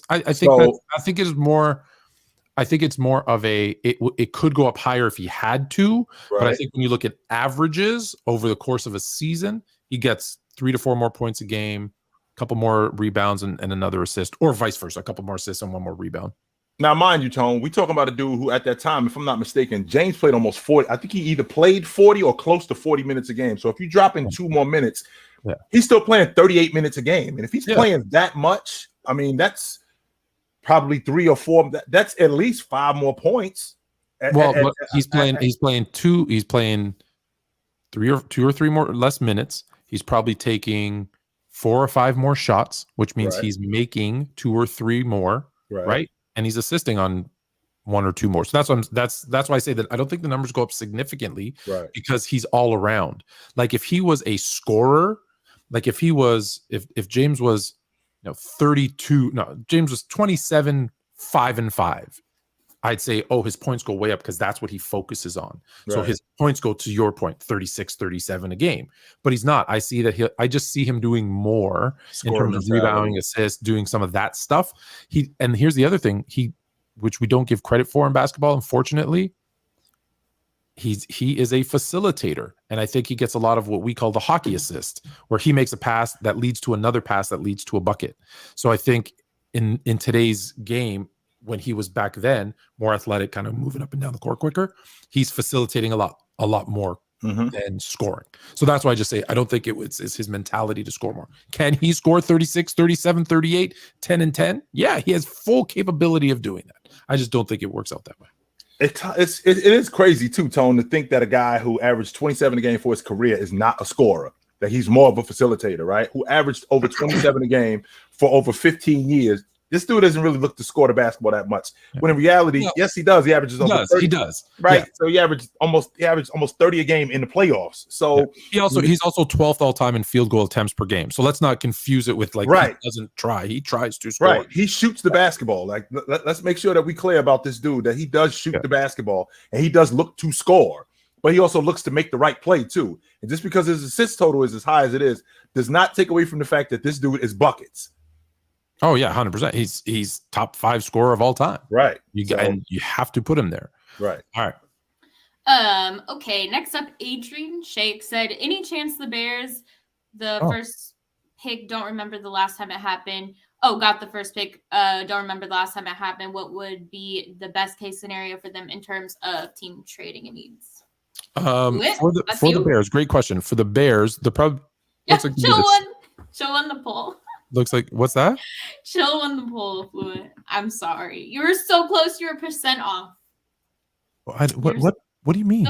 About your guys' draft. I think Ron made it happen, and you lost. There's a poll, yeah, and I lost. There's a poll, and I lost. I'm sorry. You've got to be kidding me. I hate to break it to you, but so the people in the chat didn't vote because in the chat there was way more Fluents than Chills. Let me see that. Now you're making maybe me. Ron. Maybe I don't know. Ron facilitated this, or I guess maybe you got too cocky. Yeah. I feel like Dub went into and made this poll. Oh man, I'm sorry. I don't see a poll. I don't see a poll. Oh yeah. 50 to 49%. You were so close. Well, how is it 50 to 49? That just tells you right there that's impossible. So 1% is undecided. Yep. Impossible. I don't know where that went. I don't know where that went. You can't do that. Is impossible. Impossible. Open up the poll again. That's Ron. Just ridiculous. All right. The Bears. Speaking of another team getting robbed, the Bears. Since we're on the subject of somebody. Jeez. The best case scenario for the Bears is that they take that. If they were, I guess the question is if they were to win and because I think they probably have the second or third worst record, so they should have the second or third pick. Even if it's the first, second, or third, I think the best case scenario is that they trade down, and so they take that first or second overall pick for especially someone who needs like a quarterback. Trade that down for 2 because you can get like the number the 8 pick and a couple of second rounders and shore up that offensive line, get some defensive help. And then if we're going crazy, they need to sign a number 1 wide receiver to help Justin Fields out. So I think best case scenario is to trade down and load up picks, because what they've done 2 times in the last, I want to say 5 or 6 years, once with the 49ers, if you remember, for that horrible Mitch Trubisky draft, right? Yes. Was trade a bunch of their draft capital to move up 1 spot to get a bad quarterback. Then a couple of years ago, we're starting to like the Justin Fields pick, but they traded picks away to move up to that spot to get Justin Fields. So I think they need to now take that, now that they feel they have their quarterback, and trade down and rebuild up some of that draft capital, because they need offensive line help. And their defense is actually better than we think. They're just young, right? Because they traded away everybody. Like they let Khalil Mack walk. They traded my guy Roquan Smith, another guy went to Tampa Bay, Akeem Hicks. Like they just let a lot of their guys go. So they're rebuilding with youth. So it's always good to get some draft capital and do that. And the Bears historically, anyways, haven't done, like if you look at their first round picks, they haven't been good. All their kind of historically best players have been second, third, fourth round picks. So they're actually better at discovering some of that talent. So I'd say do that for them. Yeah, I can get with that. Because because with the Bears, you already know, Tone. I mean, you've said this countless times to me. There is no quick fix with the Bears. They're in rebuild mode. They're rebuild. Right? You lost Jefferson, so you lost Jefferson. You lost Roquan. Your running back situation with Montgomery, I really don't know what to do with him. You know, what there's a I like Montgomery and Khalil Herbert as a tandem as long as they don't have to overpay him. I'm okay with that. I'm just trying to make sense of how we're moving forward, right? Yeah. So with that team, we're in rebuild mode, and you got your quarterback. It sounds like you have your quarterback. So because you have your quarterback, we got to build around this dude soundly, right? So we got to get the running game going, and that means that Montgomery's got to get better. We got to get a wide receiver. We got to get somebody that he can throw to, and the tight end position got to get shored up too, Tone. Because when the last time the Bears had a really good tight end? Emotional, damn it! I'm interrupting you. Read that. In my defense, I voted for Chill, and I wasn't here. My bad, Fluent. They didn't even look. Another dude. I think there was another dude who said in the chat that hate is gonna hate. It was another dude. I think it was another dude in the chat said Dub paid him $10 to vote for me. I believe that. I knew it. All right. So yes, no, you tight end. Tight end. Tight end. Cole Kmet's coming around. Cole Kmet's coming around now. Because I think that to have that's one of the main reasons why the 49ers are as good as they are, because Kittle is so much of a safety net that he can just bring so many more different options to the offense. That's why Lamar Jackson was doing what he was doing last season before he got hurt, when they started to implement Mark Andrews in the offense more. So I think that if you could show up your tight end situation, I think that would help a lot. Okay. I like Kmet, but hey, another one here. He's no George Kittle. You're right. So I'll take it. Okay. Brian Holiday said, what do you think about putting Luka more in the short roll? I think it would be a good way to get players touching the ball in a possession. The short roll. I need you to elaborate on the short roll. What do you mean the short? Are you saying short pick and roll? Short pick and roll, yeah. The short pick and roll. So basically like a pick and pop with him, where he has the ball and he's in a pick and pop situation. I think that would work short term, but I think you clog in the lane when you do stuff like that.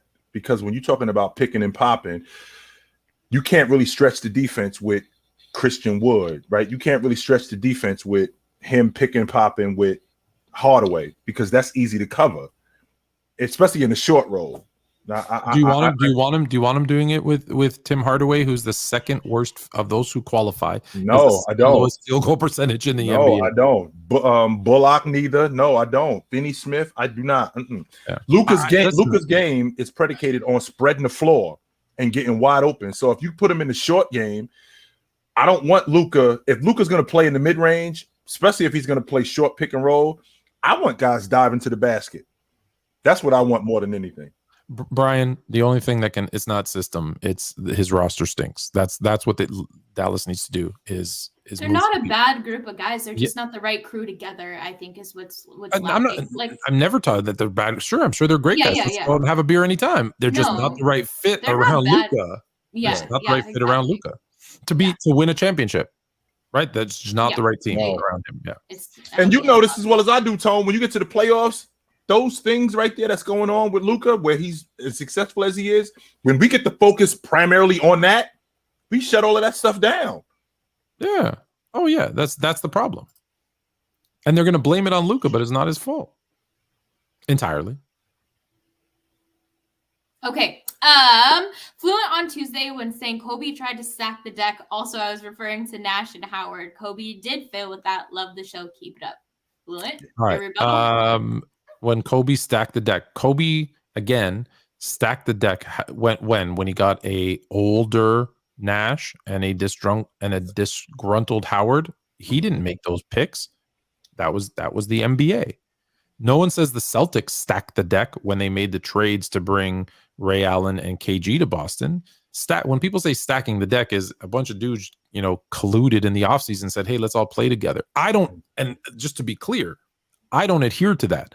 I say go ahead and make whatever decision you want to make when you're a free agent. Go do whatever you want to do and build your team. I've told you guys, I don't even believe in super teams. Mm-hmm. I think people come together, they play. No one did any of those guys. I don't hold it against any of those guys that did any of that. So again, Kobe didn't stack the deck. He didn't tell Howard, hey, come here. Right. You're my guy as a free agent and sign here. Hey, Nash, you think him and Nash were buddies? They weren't buddies. And didn't that all happen after the NBA robbed the Lakers of a Chris Paul trade that was agreed upon? David Stern absolutely put the kibosh on that. He was like, nope. That's so, like, give me a break. Give me a break. Next. Thanks for the super chat, though. David, why is Will considered the GOAT? Unbreakable records, rules changed to stop him, face tough competition out of his position, losing record in finals like LeBron James, which I think we've talked about this, but still a good question on point tonight. I don't think Wilt won enough, but he is in the GOAT conversation. Absolutely, he's in the GOAT conversation. And James, I think when James retires, he's going to have a legacy like Wilt, except he won more. That's why he's higher on the list, because he won more for that specific reason. Well, Jay, I'm just curious really quick, because when you look at LeBron's career, obviously LeBron has had a much longer career, didn't only play like 12, 13 seasons. So you've taken that into consideration. But then again, it's the era, and you pull the era card to say, well, this is why he was able to do all these things. But when you look at like videos of old players and legendary players, a lot of them actually say Wilt. Even MJ, I think, has discussed. I got Wilt. It's the first name that comes out of MJ's mouth is, I can't say I'm the GOAT because I never got to play against Wilt. I never got to play against Russell. Exactly. I didn't get to play against Jerry West, guys like that. Jerry West. Right. Yeah, those are the three names he says. Yeah, I got Wilt in the top 5. I got Wilt 4th all time, and I think he's absolutely in the conversation to be the best ever. So every record in NBA history got Wilt name attached to it. He either holds it or he held it at some point. So there's no way that you can have a guy that's done that much. And every time he's won the NBA championship, it's been done in dramatic fashion. I mean, the 67 championship, number one, that's probably, you can argue that that's the best Philadelphia 76er team. They were the Philadelphia Warriors at that point. But that's the best Philadelphia. Was it the Warriors or I think they was the 76ers. I'm sorry. That might be the best 76er team that ever played there. That's number one. Number two, that's the only team that beat the Sixers, that beat the Celtics in the 60s. No other team beat the Celtics in the 60s. That's number one. Number two, when they won the NBA championship in 72, that team still holds the record today in 2022, 50 years ago, for the most wins in the season in terms of a streak. They won 33 straight games. Wilt won the Finals MVP that year and came in second in league MVP votes, and he averaged almost 20 and 20 in the finals that year. So, I mean, everything that Wilt does, and they also, I think they won 70 games, 69 games that year. Yeah, 69 games that year and 72. So every major record got Wilt names attached to it on some level. So yeah, he has like an insane amount of records right, that are still unbroken, and they'll never be broken. Right. I guess when it comes to like as an individual, sure, you could maybe crown Wilt the best individual player, one of the best, but when it comes to like the GOAT, I mean, you have to take into account team wins and I don't buy. You don't have to. Well, yeah, but I mean, but if I'm answering this question, why isn't Wilt considered the GOAT? I think it's interesting because with Wilt, they bring up had a losing record in the finals, which I think is hilarious because for others, they don't bring that up. Right. Two, I actually think all the records he holds hurts him in the general consensus, not people who actually pay attention. Like, I mean, in general, because people look at all those records and say, see, look how easy it was for him. He was so much better than everybody else. There wasn't a lot of teams. Look at these players, and they always bring up guards. These guys sucked. But I always say this, if there was 8 teams in the league and there were 6 good centers or 5 good centers, you were playing a good center every other night. You didn't get up, you didn't get to go up against, trash centers 4 out of the 5 nights. Dwayne and once a week you had a tough matchup, or once a month, depending on what conference you were in. Right. Yeah, CONCAC. You didn't have Bryant Big Country Reeves. Right. You didn't have to go up against Stroh Swift. Like, you actually had to go up against these guys all the time. Right? Just imagine, even in today's NBA, just think about, name me the 5 top centers in the league. Today. Jokic, Embiid. The 5-man. Bam. Rudy. Bam. Maybe. And Ayton. Okay, Ayton. Yeah, Ayton's probably up there. It's a bonus also. Okay, Okay, Sabonis. But okay, then you drop off to like Vucevic and Right. So you've got 6 or 7, good, and then you got 23 that aren't. So when you play 29 other teams, 27 out of the 30 times you're playing up against a guy that's maybe shouldn't even be a starter. Whereas imagine if there was only 10 teams now, you'd be going up against that center.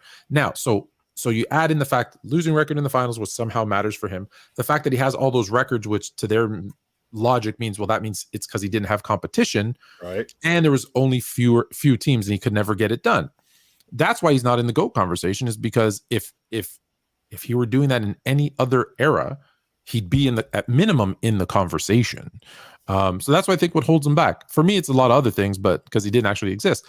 But for I'm speaking on everybody else's behalf. Uh-huh. Yeah. All right.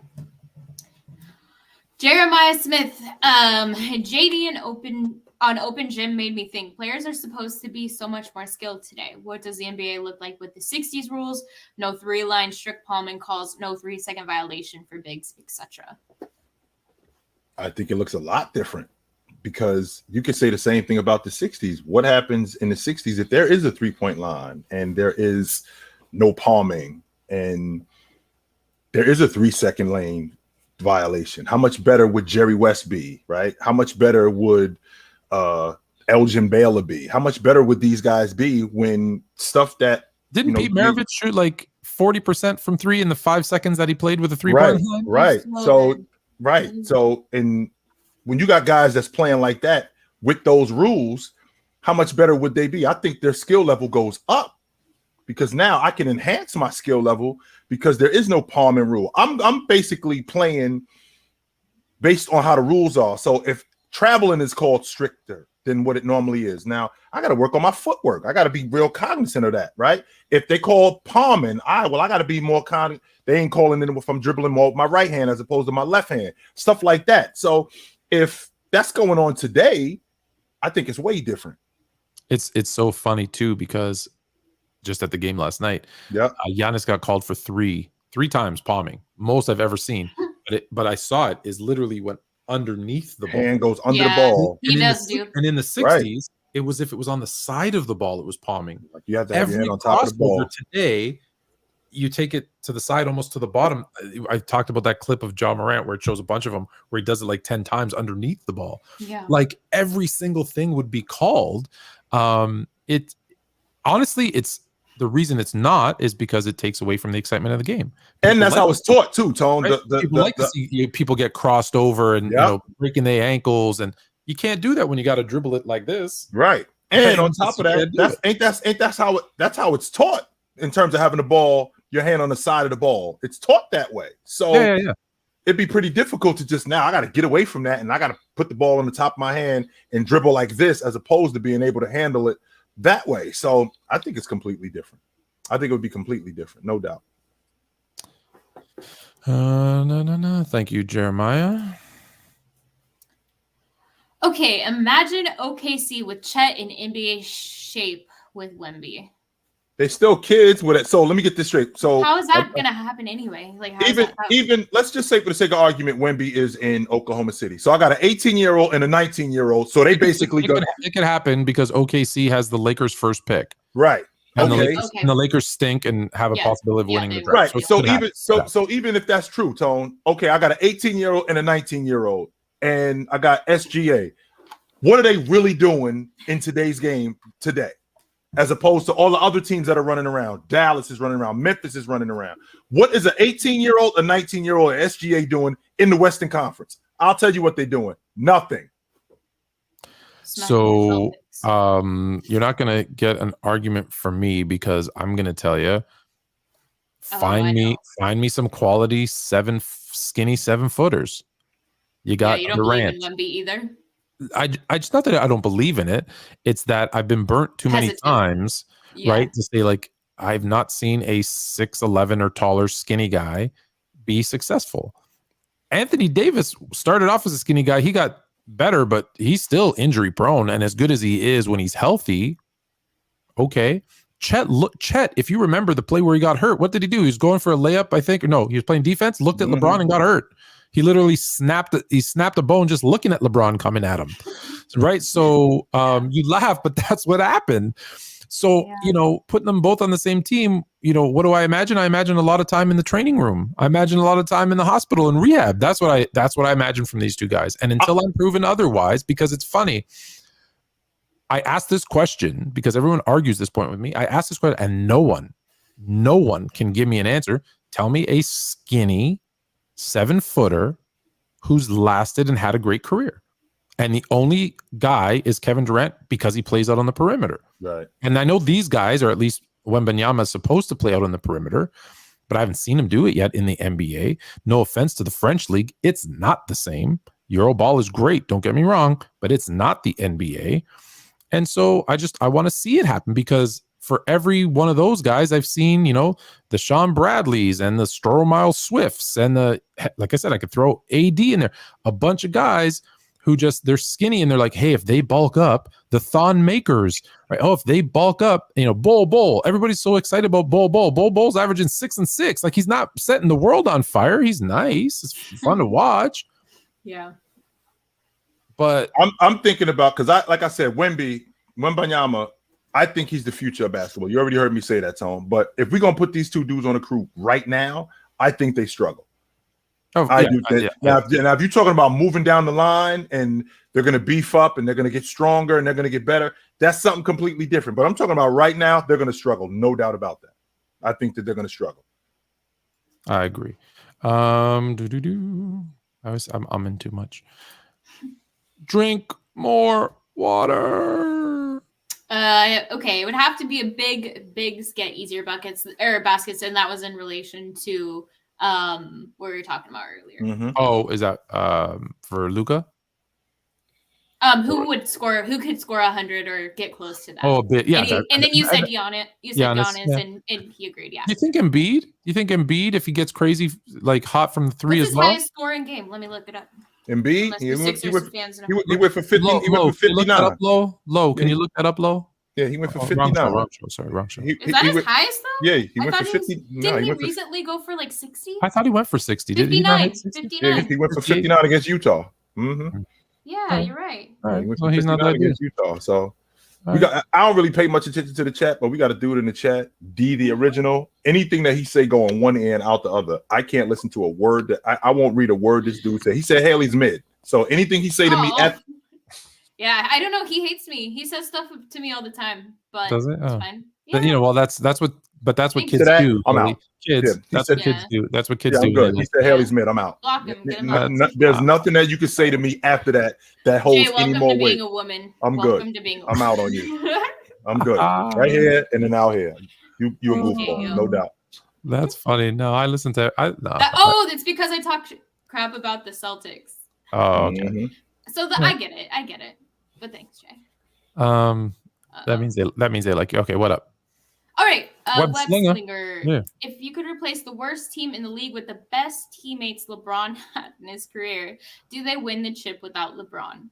If you replace the worst team in the league, so Houston. So take the Houston Rockets out. So Houston Rockets, you replace with the best teammates LeBron had in his career, do they win the chip? So on the Houston Rockets, we're putting Kyrie, Kevin Love, Chris Bosh, and Dwayne Wade. Yeah, they win in the chip. Sure, why not? All in LeBron. This is without LeBron. Yeah, without LeBron. Yeah, without LeBron. Yeah, sure, why not? If you replace the worst currently, yeah. I don't know if they win it. I don't know if Kyrie, Kevin Love, and Anthony Davis. I don't know if they win the NBA championship. Oh yeah, I forgot Anthony Davis. But I think they damn close to it. I think. Hold on, you're telling me right now you have a team of prime Kyrie, Wade, AD, Kevin Love, and Bosh, plus prime Ray Allen, prime Shaq, prime Ben Wallace. You got a team right there. No, they winning. Oh, that's right. They winning. Yeah. You definitely I guess, winning. or I don't know if it's prime or when he had them. So that would have to be the. He said his best teammates. Okay, yeah. So if it's his best teammates, then his best teammates. Yeah. So. Sure, I think you could do that with almost any player. Right. You could take all of KD's best teammates and build a team that wins a championship. No, I'm gonna stop saying stuff because everyone thinks I'm picking on KD. I love KD. All right. Stan601 said more dominant, Shaq or Wilt. Wilt. Even Shaq has said Wilt. So Wilt. I mean, I don't think it's a question. Wilt. No. Yeah, we got it's the no trifecta. question. It's Wilt or you didn't watch. That's all I got to say. It's Wilt or he's not real. I also watch. I didn't watch Wilt either, but you didn't go back and look. Right? Yeah. I also think that we have to understand, because these people say it. Can you guys explain to me? Not you guys. Do you guys understand what dominant means? Dominant means that you are the focal point.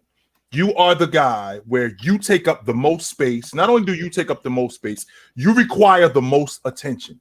They changed the rules for Wilt. They completely switched up the game. There isn't a more dominant player in NBA history than Wilt. Nobody. None.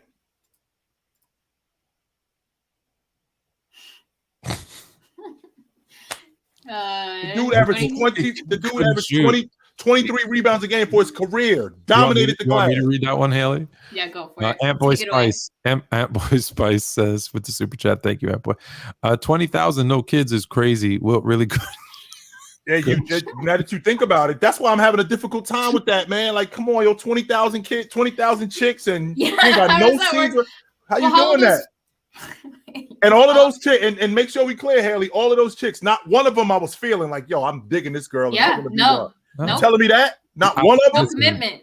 Listen, I'm going to go out on a limb and say he's probably got more than Chris, what's his name? Who's the guy with all the kids? Nick Cannon. He's got more kids than Nick Cannon. Come on, you know that. More kids than Nick. No. Okay, Web Slinger again. Can I tell you a George Foreman story really fast? Uh-oh. Can I tell you George Foreman story really fast? I have to tell you this. Hold on. All right. So they asked George Foreman, man, talk about politically incorrect. He could not get away with this today.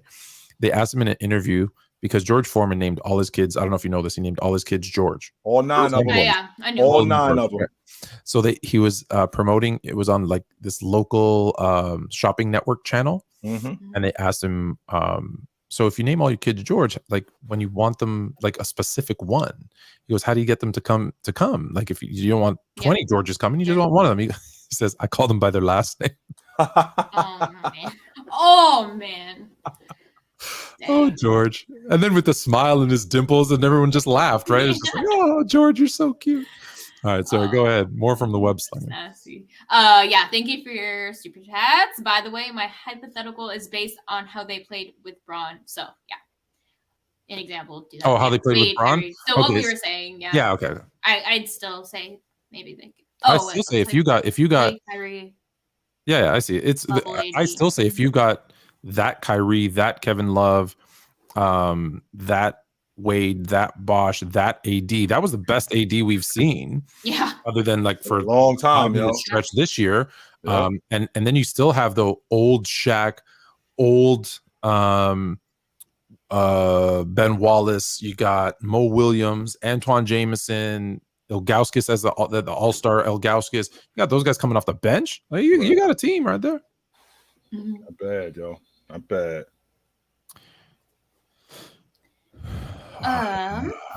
Fluent, this one's for you. Who from Siakam, OG, Fred VanVleet, Trent, would you trade if you could make a choice? I watched that game last night and the chemistry seems off, that's a really good question. What do you think is that move that they need to make? So it's interesting. That is a very, very good question because, and I've been thinking a lot about it. And there was a time, I don't know if you guys remember, where the Raptors had Rudy Gay, DeMar DeRozan, Kyle Lowry, and the Masai Ujiri had, I believe it was when he came back from Denver. And he's like, okay, we're blowing this thing up. And everyone's like, yeah, you need to blow it up. And so he, the first thing he did was trade Rudy Gay. And he traded Rudy Gay, got a couple of pieces back, like what they thought to be like no-name players in return. And then what happened was really strange. The team started winning. Winning so much so that fast forward a few years, right? They're in the Eastern Conference Final. They have the second most wins next to the Warriors. Like no other team won more games than them. And the catalyst of that start was trading away Rudy Gay. So my answer is it's Fred VanVleet, because Fred VanVleet reminds me of that Rudy Gay guy who was, hey, I'm supposed to be the best player on the team, and Fred VanVleet's supposed to be the leader of this team, even though we know Siakam's probably the best player, and we know that my guy OG Anunoby is definitely. Check this out. I don't know if you guys know this. OG Anunoby. I'm making my case for him for Defensive Player of the Year. He guards the center 10% of the time. He always guards the next team's best player. Regardless of team, he guards whoever the best player is. OG covers them. So he's dealing with Giannis. That's him. Last night he was on Giannis 90% of the time. He's dealing with Giannis. When Boston is in town, he's dealing with Tatum. He's dealing with Jokic. He's dealing with Doncic. He's always on the best player. So he's played 10%. He's matched up against the center. 18% against point guards, 22% small forwards, 24% power forwards, 4%. That's what he's done this year. Talk about guarding all 5 positions. There might not be anyone since maybe Dennis Rodman who literally guards every single position like OG does. So you keep him, right? I think you keep Siakam. And I think Fred is the one that unfortunately becomes the guy. And just so you know, can I read in reverse order? Here's the worst shooting percentages in the NBA. Worst 5 of those who have shot enough to qualify. Number 5, and tell me, one of these things is not like the other. Tell me which one.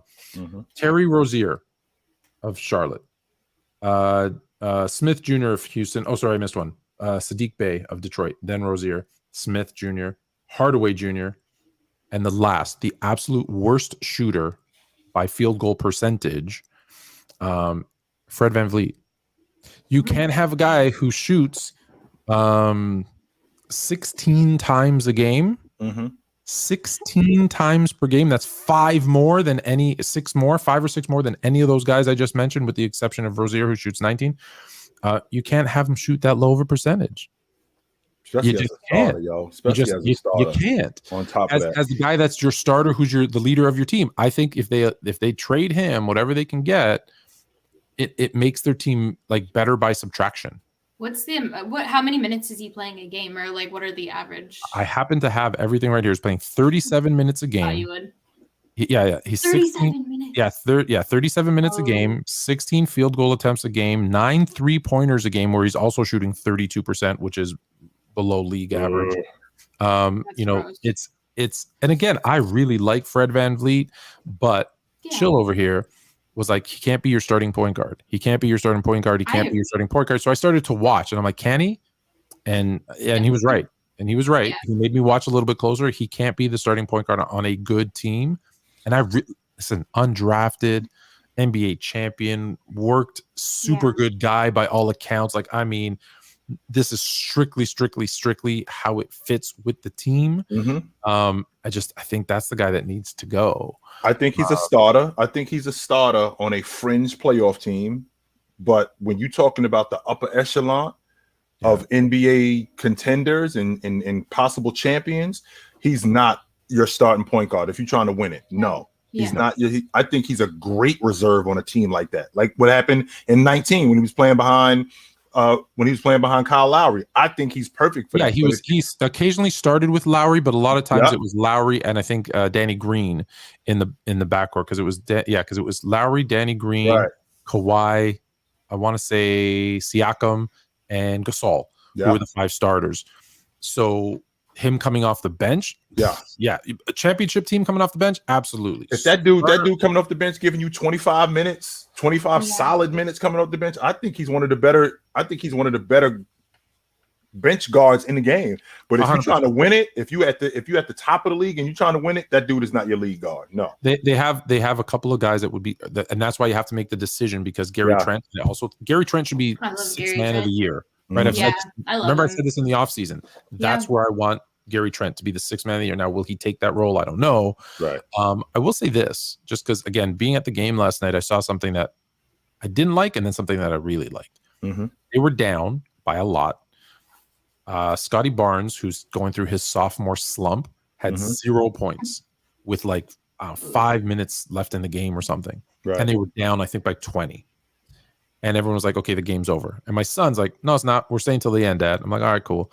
And so Scottie Barnes, they called timeout. They drop a play for him. I want to say it was Siakam passes to him as he's cutting from the wing. slashes, dunks it, first points of the game, and then all of a sudden the team just goes. So when he gets up, when he starts to play, boom, that was the catalyst for that comeback. Look, they still lose in overtime, but the comeback that they made, like they were down 11 with 49 seconds, and I'm like, son, let's beat the traffic. He's like, no, daddy. He's like, no, daddy. Well, thank goodness we didn't. And it was my daughter's first Raptor game ever. So the whole family went, wife, Miss Fluent, myself, we all, and like they were, my daughter was like just going crazy. She was on the Jumbotron and she was just going crazy. Nice. Over that. It was such a good game actually. But anyway, let's get back to the super chats. But my point was I think they can afford to lose Fred and be okay. I think it's adding by subtracting. Okay, Devontae Wise said, if KD never goes back to the finals, what does that mean for his legacy? That he was a top 10 player. He was a top 3 player for a decade. So yeah, I think he overthinks what it would mean for his legacy. Or he should have never left Golden State, but he wanted to go ahead and take that onto his, take that on his own back, and now he's out in the wild trying to figure it out, and he's not going to. The Nets are never going to win a championship, at least not in my lifetime. So I don't know. Wow, you guys are really over the Nets. Okay, so I'm going to take this hypothetical, even though I don't know. I disagree. I think he does make it back to the finals, but I'll take this as the question that it is. So if KD never goes back to the finals, what does it mean to his legacy? Exactly what I told you what it would mean. People will look back, because you guys are thinking today. In 20 years, how are they going to talk about him? He's a great scorer who couldn't get over the hump until he joined the best team ever assembled, because they're going to listen, because Green's going to have his podcast at that point, right? And so he's going to be telling you the 73-9 Warriors were the greatest team ever assembled. So he had to join the greatest team ever assembled to get over the hump, and he could never do it on his own. So he was a great scorer who played defense when he wanted to, but wasn't a great defender, who couldn't play make, who had high turnovers, but great, very versatile, efficient scorer. Oh my God, when it comes to scoring, he's phenomenal. That's all he did. It's not true, but that's going to be the legacy. That's going to be the narrative, because look what we do to the old guys now. We pick them apart and we say they did this great, but here's all the things they did bad. What makes you think they're not going to do that in 20 years from now? And part of his legacy is also going to be that, for a decade, he was super nice. He was a top 3 player. Absolutely. That's definitely going to be part of his legacy. Getting over the hump too. He was great, but he was never the best. He was never better than LeBron. He was never better than throw the name in there, Curry. Even when they're on the same team. Yeah. Even when they're on the same team, like people are like, well, he led that Warriors team. No, he led that Warriors team in scoring. There's a difference between leading the team and leading the team in scoring. Curry had more assists. Curry had almost the same amount of rebounds. And just because you lead the team in scoring does not mean you lead the team. Exactly. That was still your boy Curry's team, Hailey. And KD was co-pilot. Don't get me wrong. I'm not knocking like how great he was, but he was the co-pilot on that team. So if he never goes back to the finals, that's what they're going to say. I don't think it's fair, but that's what they're going to say. No. Yeah. No, I like your perspective looking into the future, because that's 100% what's going to happen. But as a Warrior fan, I would love to see if, because Steph and KD have some years left on them. Obviously, Fluent, you said you didn't know about KD, but he's showing us something. No, I think he's still got 2 to 3 more years. Steph, maybe 3 to 5, hopefully more. We'll see. This day and age, they keep him going. But Jay. Warriors Nets this year? Is that what you said? You don't think that Steph is going to play for 3 to 5 more years? Not at this level, I don't. I do think he's going to play 3. I think he's going to play. Oh, yeah. I think he's going to play probably 4 or 5 more years, but I think he's got 2 more years at this level before he starts to slow. Oh, I think his game translates. Oh, I think in the next 2 years, I think he's at this level for another 2 more years, and then he segues into that Ray Allen role. That's where I think he goes into. Where he's now what's KD going to look like when he's got 20 extra pounds? Just like I think he's just a primary long ball shooter, and then I think he's just going to be awesome. KD, on the other hand, I mean, we on the other side. I know KD watches the show. He just got a hit. No, he just got a haircut the other day. He was looking clean too. Oh, yeah, good. Got a haircut a couple days ago. Someone sent me a picture, and I was like, ugh. No doubt. He's like, so did Clay. Clay's hair is getting crazy, but he got it under control. Okay. Drink more water. Who says no? Fields and 2/3 for 2 out of 3 first for Lamar Jackson. Oh, 2-3 first rounds for Lamar You're going to Jackson. kill me for this, but I'm not all the way in on Lamar Jackson. 2 season-ending injuries, and here's why, Tone. 2 season-ending injuries. You are trying to win. I know that you want to pay this guy because of the dynamic talent that he is, but can we win it with him? That's the $1 million question. The way he plays, without, and I don't think that he's not playing because this is the last year of his contract. I don't think he's built that way. I think that we're looking at a different Lamar Jackson, and I'm thinking to myself, $250 million. Am I really prepared to go there with him? Is he going to hold up for another 5 years, or am I going to get 2 of those 5 years where he broke down in year 3 and I only got 13 games out of him that season, and then the next year I got 15 games out of him? Am I going to get that from this guy? Yeah, but Jay, look at the way that the Ravens use him. They don't use him correctly. Right. He doesn't have enough he's tools. he's one of the best throwers. No doubt about it. His throwing is fantastic. The thing I'm worried about with Lamar Jackson is he going to hold up? That's it. Yeah. That's what I'm thinking about. I'm out, guys. But place him out. on. You out on Lamar Jackson? I'm out I'm out on every single running quarterback. I'm out. Okay. I'm tired of getting tricked. I'm tired of, now don't confuse running quarterback with mobile quarterback. There's a difference. There's a difference. Those two things but are not the the one same. that is a primary runner, a run first, okay? A Michael Vick, a guy who's led the league like over 1,000 yards rushing. So Justin Fields, I love Justin Fields because he's a Bear, but I'm being totally honest. Lamar Jackson, Justin Fields, Michael Vick, RG3, Cam Newton, every single quarterback that is run first that we say, hey, they're great when they scramble. Not sure if they can throw the ball, even though I think Lamar Jackson can throw the ball. I've never seen one win a Super Bowl. I've never seen one have a long, illustrious career. Now, okay, someone's going to say, well, what about this guy? Okay, maybe there's an exception. But to this day, as my memory serves me, name me one run first quarterback that has had a long, successful career and won a Super Bowl, because at the end of the day, that's what matters. Steve Young was not a run first. A mobile quarterback. He was not a run first. He was a mobile quarterback. It's not the same thing. So I'm not. I understand, Tony. Patrick Mahomes. Patrick Mahomes is mobile. He's not a run first. No, he is not. No, he is not. So he doesn't rely on it. He doesn't rely. Even when your guy there, Russell Wilson, won his Super Bowl, like he sometimes was running for his life. Scrambler. Yeah, he's a scrambler who's running for his life. Yet they never had, like, they kept trying to convert like power forwards into offensive linemen, so he had no choice. But that's not what he wanted to do. So he wasn't. Yeah. So I don't consider him a run first. So I want to see it happen. I don't see it. Like, if you look now, granted, part of this is Tom Brady ruined the last 20 years. Yes, he did. Right? He wrecked it. Yes, he did.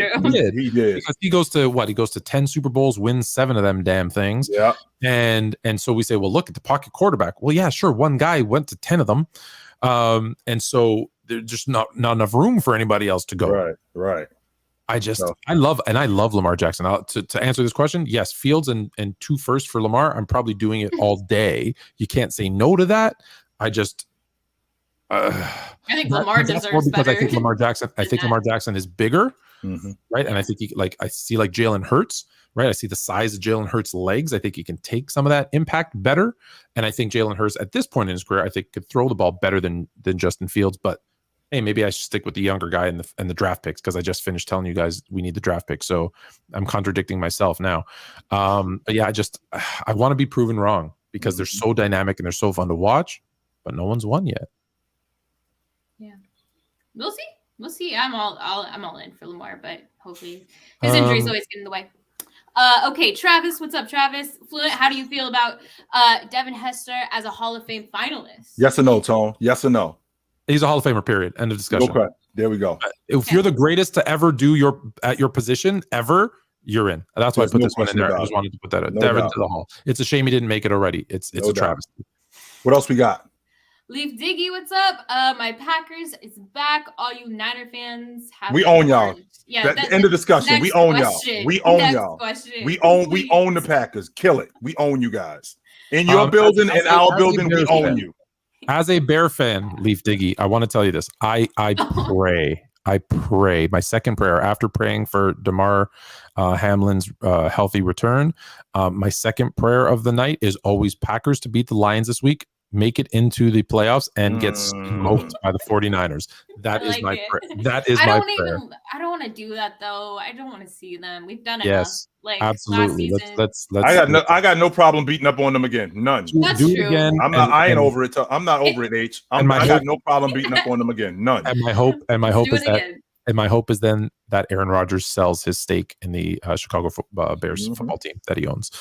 All right, Jarrell King. James Harden. I'm gonna go with James Harden in 2018. Yep. Yeah. James Harden in 2018. He won 65 games. I think he averaged 34 a game that year. Yes, no doubt. Harden. Okay. Big Holmes, Fluent, Chill, H Boogie, what's up though? Joel could go for 100. I don't think they'd let him do it. I just don't. He could do it from the foul line. Mm-hmm. True. You never know. So no more.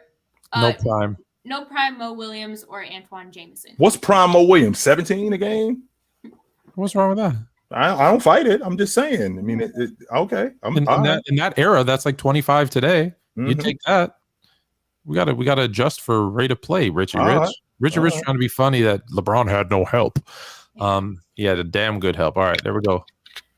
Okay, tape. So gaming. I know there's front court and back court now, but in general, which player deserves their first All-Star selection between Laurie, Shea, and D Fox?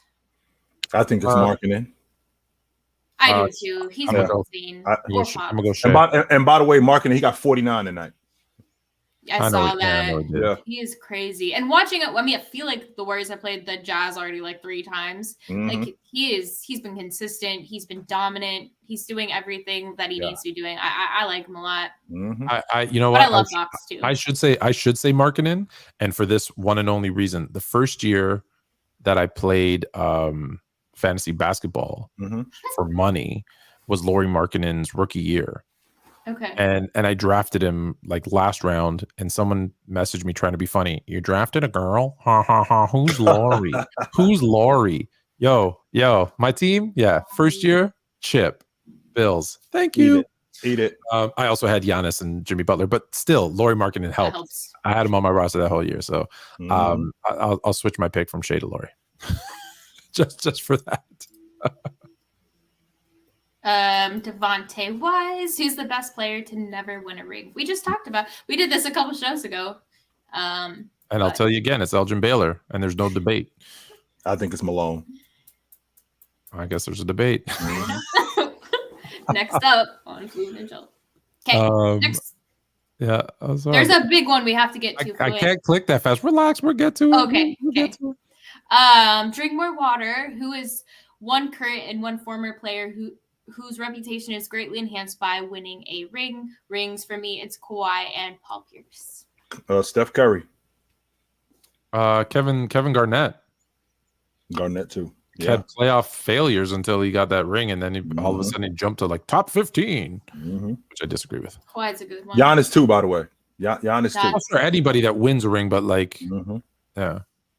That really put him on the map, though. Yeah. Okay, Richie Rich's TV, H-Show, Miss Savannah James, gonna need her one-on-one the way you love. And Richie Rich, I got a question for you, Richie Rich. Why can't I dig somebody? You probably dig Jordan.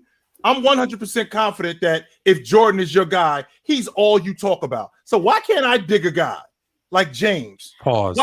I'm trying to figure out why. I'm trying to figure out why can't I dig this dude's game? Why can't I dig how he plays basketball? Why does it have to be? I'm this or I'm that. Can you explain that, Richie Rich or whoever you are? Because I'm pretty sure you do the same thing with. I'm pretty sure you do the same thing with Jordan. So why can't I dig James's game? Yeah, that's a weird question. All right, moving on. I think it's a great question. Andrew G. Tatum chooses when to play D. Gets me mad sometimes. Shots fired! Shots fired! I'm done with Tatum. He could be a little bit. He could be a little bit inconsistent. 99% of NBA players today. Yeah, he could be a little bit inconsistent playing defense. So I'd like to see him do that a little bit more. Yeah, it's be like more consistent as a defender. No what doubt. I feel like recently is like nobody cares about the regular season. It's like let's just like play here and there, and then when playoffs come, and it's just like I'm so done with it. Like I don't know. I wish we spent more time. Like, nobody's going for anything in the regular season anymore. So We with you. Oh wait, you're waiting for me? Yes, we are. You know what? Let's jump. I'm gonna go to this. We got a couple more. We'll do some rapid fire, but I promised Aramis Jones on the panel that if he comes in, gives us some super chats, I'm gonna put him up. So Aramis Jones, tell people to stop the Scottie top 20 agenda. It's getting nasty in here. Is Scottie Pippen top 20? No, I don't think he's a top 20 player. No. Top 20 player? No, I'm not going that far. Do you believe that people are creating a top 20 narrative to discredit Jordan, or because they feel that Pippen's undervalued? Well, maybe. Honestly, I think there's probably both. I was just thinking. You got to pick one. If you got to pick one. I'm thinking they're doing it to discredit Jordan, because the logic on Jordan was that he really didn't have. In fact, the way I feel about Scottie Pippen is that's the first thing people bring up when they talk about him. You played with Jordan. Yeah. So now to change it around and go, well, is Scottie Pippen a top 20 player? Well, look who Jordan had. I think Scottie Pippen is a top 20 player all time. No, I do not believe that. Well, and I think the fact that he's started vocalizing it more and coming out with his own opinions, obviously that's going to sway people. And obviously we don't know what he would have been like without Jordan, but probably not the guy that he was. So it's hard to say. So let me ask you this. So Scottie Pippen, not that I had this ready because someone was going to talk about this. I will never pause my soundboard. Michael Jordan was 1 for 9 in the playoffs before I joined the team. In the postseason, he missed. The Bulls went 6-4. Now, again, what we're not going to do. Do you want to add context to it, or do you want to just let it be? Of course, we can add context to it. So the first 3 years that he was in the playoffs that you didn't play, number one, the 86 Celtics team was regarded as the best team that the NBA had ever seen. It wasn't a good team that he lost to. The best team that the NBA had ever seen. And he torched them, by the way. That's number one. Number two, his rook season playing against Milwaukee in the first round of the playoffs. Milwaukee was one of the better teams in the Eastern Conference. And then in 87, who did they lose to? I think they lost to Boston again. It was Boston. It was Milwaukee, Boston. Yeah, they lost to Boston again. And, Boston was the class of the Eastern Conference. So it can't just be, he was 1-9 without Scottie Pippen. Well, wait a minute, no. The teams that he was going up against, we have to take that under consideration. Just like we got to do the same thing when we talk about the other all-time greats. It's not just, he was 1-9 without Scottie Pippen. No, there's a little bit more to it than that. A little bit more to it than that. So I'm going to add 2 pieces of, maybe more, who knows. And here, first of all, let's start with the 1-9 thing. So he goes 0-3. He goes 0-3 against, because people always think they go 1-9, like he won 1 series and lost 9 series. No, he played in 3 playoff series. That's the record. 1 win, 9 losses. Yeah, it was 1 win and 9 losses. So he lost the first series 3-1, lost the next 2 series 3-0 against. He was a 7 seed against Milwaukee, which had the Defensive Player of the Year in Sidney Moncrief, who was guarding him as a rookie. Mm-hmm. Then he misses 63, 65 games or something. He plays 17 games. They lose to the best team ever assembled at that point, the Celtics, in 3. Let's be honest, man. They were a bad team in years 1, 2, and 3. They were a sub 500 team. If there was more than 16 teams in the league, that team's not even in the playoffs. Now you can put that on Jordan and say, hey, he sucked. He couldn't get his team into the playoffs. Well, look at his numbers. He was doing his part, since we do that for everybody else. So plus he broke his foot that year too. Don't leave that part out. He broke his foot. That's why he didn't play. Right. And then comes back the next year, same thing, sub 500. So in the year that now Pippen is talking about, let's be clear of the team that Pippen inherits.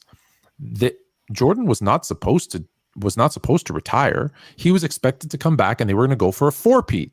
They bring back everyone from the team that just 3-peated. Every one of those players is healthy. Every single one is healthy.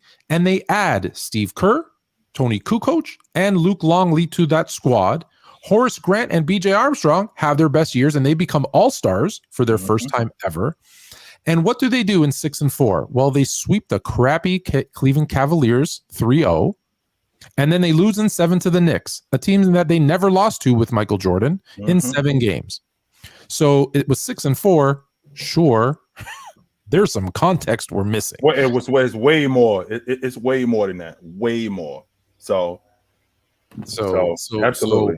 So yeah. Yo, so, you dudes, hey, do me a favor, King. What's this whole don't be scared? Do you guys honestly like all y'all dudes want to see? Do y'all all y'all want to see is just me fight all day, every day? Is that what y'all? So do y'all care that we actually want to talk basketball? That's all y'all care about? Because if y'all do, then I'm out, yo. I'm letting y'all know right now. I won't do this anymore. If that's all y'all come, because I don't come up here every day or every time I'm on here just to fight.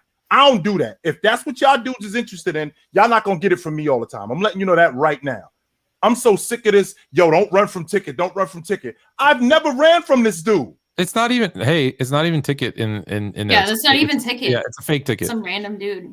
Yeah, and also like that's the vibe of like some of the other shows. That's why we have a variety. But like Fluent and Chill's never ran from this dude. Nowhere ever. No, it's not. Listen. It's not even the real Ticket because Ticket told you on the panel that's not him. He has he's a mod. So yeah. Yeah.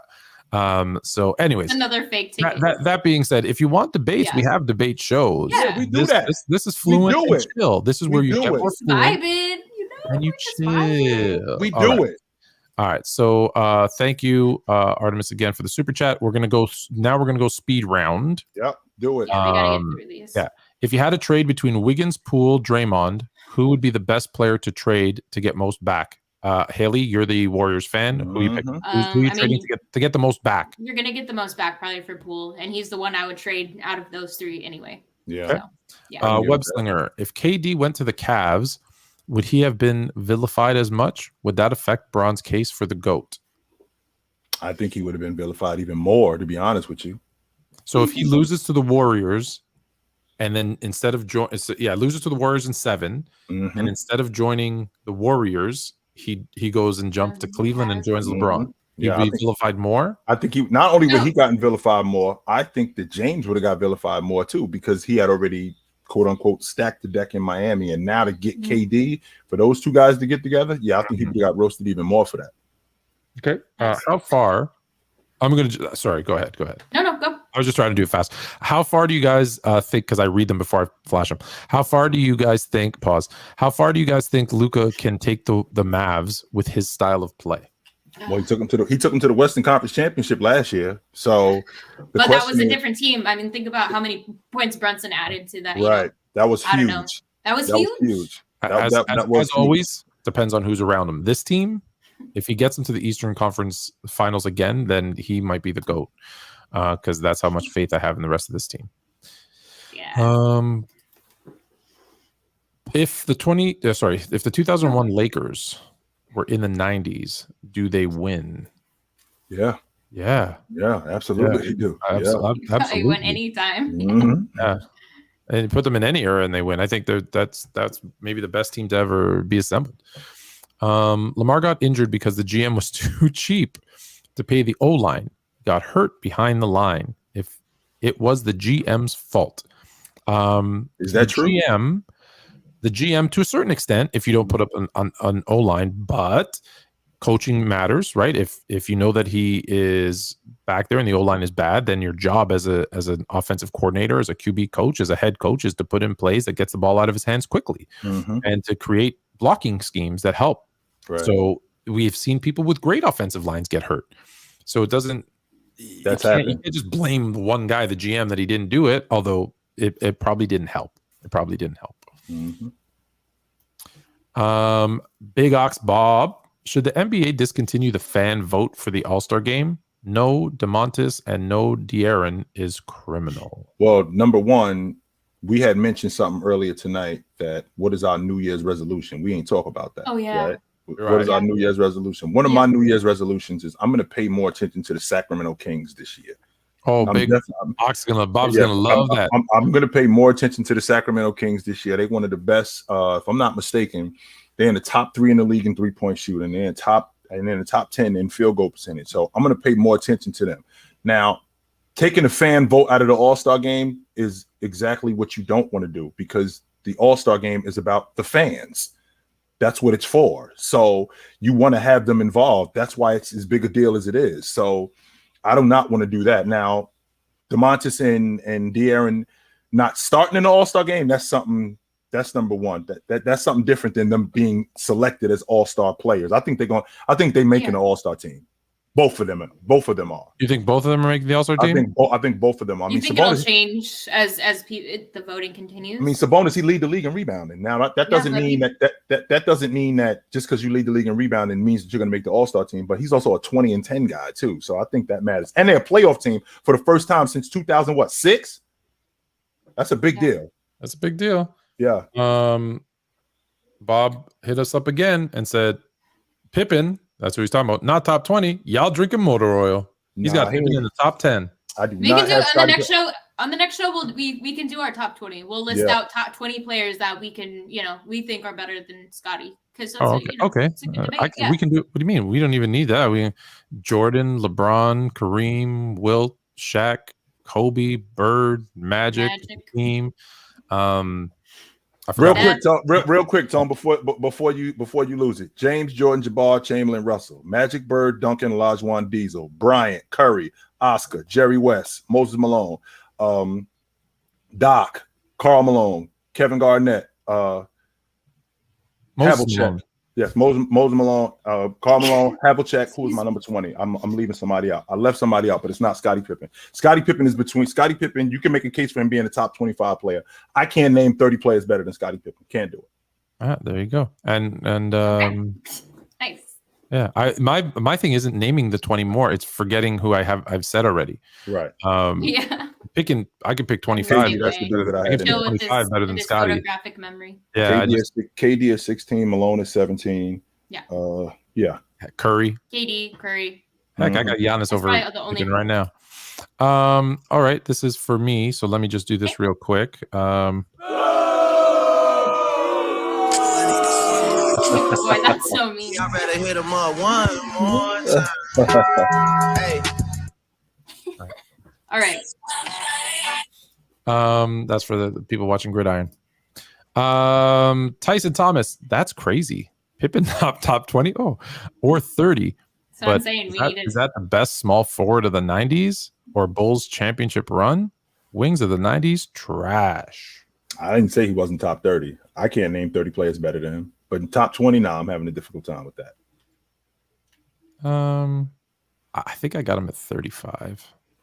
I'm just playing. I think I got him between. I think. Yeah, I got him between 25 and 30. Yeah. Okay. But I'll bring in the list. Yeah, you're right. Yeah. We'll bring in the list next week. Who wins now right? Oh, sorry. Go ahead. No, you go. Go. No. Okay, who wins it right now in the NBA 5-on-5 Euro versus Americans? Well, we got Jokic. You got Embiid. Embiid ain't a Euro. Yeah, he's not a Euro. What about NBA? Does he mean like? What do you mean? What maybe America versus the world? Because then you got Embiid, that's why Jokic, I was like Doncic, Giannis. Yeah. Well, you figure 4 of the top 5 players in the NBA are not American. European. Luka. Yeah. So I think you might have a difficult time with the. I don't know. That's the international players. Because then you have LeBron, Curry, KD. If it's just 5, if it's just top 5, I think the world wins. But if you add the bench, then I think America wins because then Evan Fournier is going to be on your bench, dude, and right there you just lost. No disrespect to Fournier, but there's a lot more American talent. But the top 5 versus 5, that's a game I'd love to see. Yeah, I wouldn't mind seeing that either. That could be really good. Didn't they used to do that? Didn't they used to do NBA versus the world? Was that a different sport where I remember seeing that? I don't remember. I would have remembered that. I feel like they did do that once. They tried it. I don't know if it worked. Giannis is literally Derrick Henry. True. Okay. One second. Excuse me, guys. Yeah, go. Okay, Fluent. Sabonis is the most underrated player in the NBA. Oh, Ron said that. What do you think? Sabonis is the most. Look, I think this. I think Sabonis, De'Aaron Fox, are in the conversation for most underrated, and it's because the team they play on, right? Yeah. I think we don't give enough attention to the Sacramento Kings, so they're in that conversation. I think Lauri Markkanen is another one because we don't pay attention to Utah. So if you anybody on the that's another. It's those teams that we don't pay attention to. Yeah. That have really good players, great players that we just say, hey, you know what? We don't pay attention to them. So yeah, those are the ones that are going to be underrated because we always know the players, one on the good teams, but we always know the players in LA. We always know the players in New York. We always know, those other players. So yeah, I think Sabonis, he's in that conversation. Absolutely. Absolutely. Yeah, this season there's a number of really underrated players, but I think that team as a whole, because they were literally like the worst team in the league the last several seasons. Yeah, they get overlooked, but they'll be back on the map if they can keep it up. I missed the last one. Hold on, Yeah, let me I'll be roll. right back, you guys. You're going to. We got one more super chat. Let me. Here it is. And I'm by myself. All right. Do you guys, meaning Fluent, because he's all alone, think if Chris Webber won in Sacramento? Okay. Oh, perfect timing. Do you think if Chris Webber won in Sacramento, he would be ranked higher than Dirk or Kevin Garnett? Yes, I think he would definitely be ranked. Not high. I don't think he'd be ranked higher than those guys because I don't think he was better than them, Tone.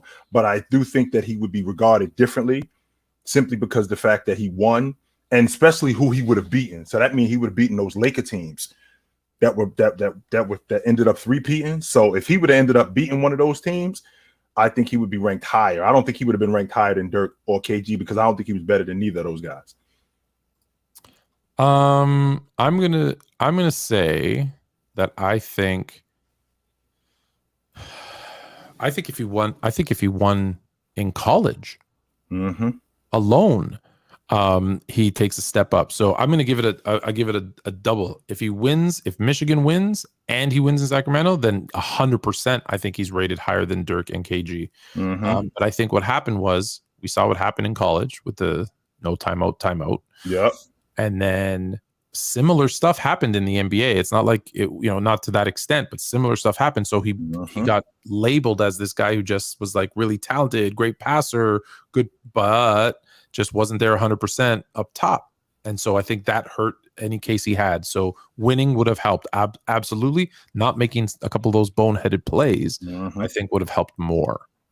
We got two more. This one from Jose, I don't know. Castillo, what would Luka need to be top 10? I'm assuming all time. He's got to win. That's number one. Number two, what he's doing, Luka's got to sustain this for at least another 5 to 8 years. And to have that conversation, he's got to sustain that. Is Luka the best non-champion in the in the conversation yet? I don't think so. Still too He's early. 23. Yeah. Still too early. Still too early. Okay. What do you guys think of? What do we think? What do we think of Magic? He's the best point guard in NBA history. Best point guard in NBA history. What do you guys say? Top 5 player. I think he's a undoubtedly a top 5 player all time. He's undoubtedly the top point guard ever to play the game. And I think if we didn't get robbed of a few extra years, people would think even more of him because who he was becoming as a player at that time was a guy that we could look at as today and say he could play today because he was starting to shoot. Like he came into the league, he wasn't a shooter. But at that point, he was becoming a shooter. He could start shooting outside jump shots, started shooting threes.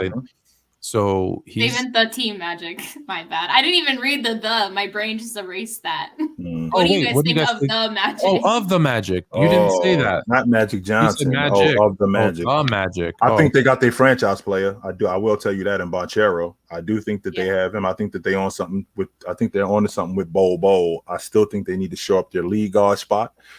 I think that's an issue. I'm not sure Anthony is the guy yet, but I think that they're on to something there. But the fact that they got their franchise player, I think that matters. You're not going to like this answer, Phantom Wolf 72, because you're giving a super chat, which means you care about the Magic, I'm assuming. And the truth about the Magic is, I think that they stink, and I think that they're going to continue to stink. And I think that any one of their players that starts to get good is going to leave because that's what people do in Orlando. They go for a visit, they go to Disney World, they have a little fun, and they leave. I do it twice a year with my kids. And I shouldn't say stink because nobody in the NBA stinks. I just think if you want a championship, it's not going to be in Orlando, and it's sad because I love Orlando. We got a place down there, like we love Orlando, but players just don't stick around. You saw it with Shaq, you saw it with Dwight. They either get hurt or they leave. Mm-hmm. And until that listen, I've told you this. I believe in history. History repeats itself. So until it changes, I'm going to stick with what I've seen. And what I've seen is Orlando's going to start to get better. They're going to make the playoffs. They'll have a good playoff run. And then their best player, Paulo, will say, hey, where's the money? Peace. And they're going to have to start all over again. Mm-hmm. And it's sad, but tell me I'm wrong. Exactly. Speaking of Paulo. Paulo being under advertised 21-7-4 as a rookie. I don't think he's under advertised. I mean, Orlando's not very good. That's the problem. Yeah, again, it's the he's not. That's the problem. It's not that he's being. He got voted into the All-Stars voting, so I mean, people are paying attention to him. Right. All right. Where are we? We're at 2:15. I know we normally don't want to go over 2. We got 3 super chats, so we will start with my guy because, as I promised, Armis Jones, I will always. Who do y'all think Paolo Banchero play like? He reminds me of a more athletic version of Antoine Walker. That's what he looked like to me. His ability to get to the basket. He could shoot the mid-range. He could handle it in transition.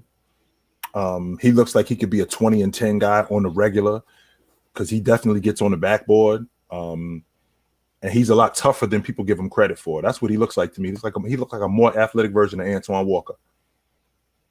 I like that comparison. Mm-hmm. Most of people don't know who Antoine Walker was. Mm-hmm. And I think that's the problem. Antoine Walker was a big who could shoot and drive and play for Kentucky, if memory serves me correctly. Won the national championship in '96. So I got ties to the University of Kentucky, so I like that comparison. I like that a lot.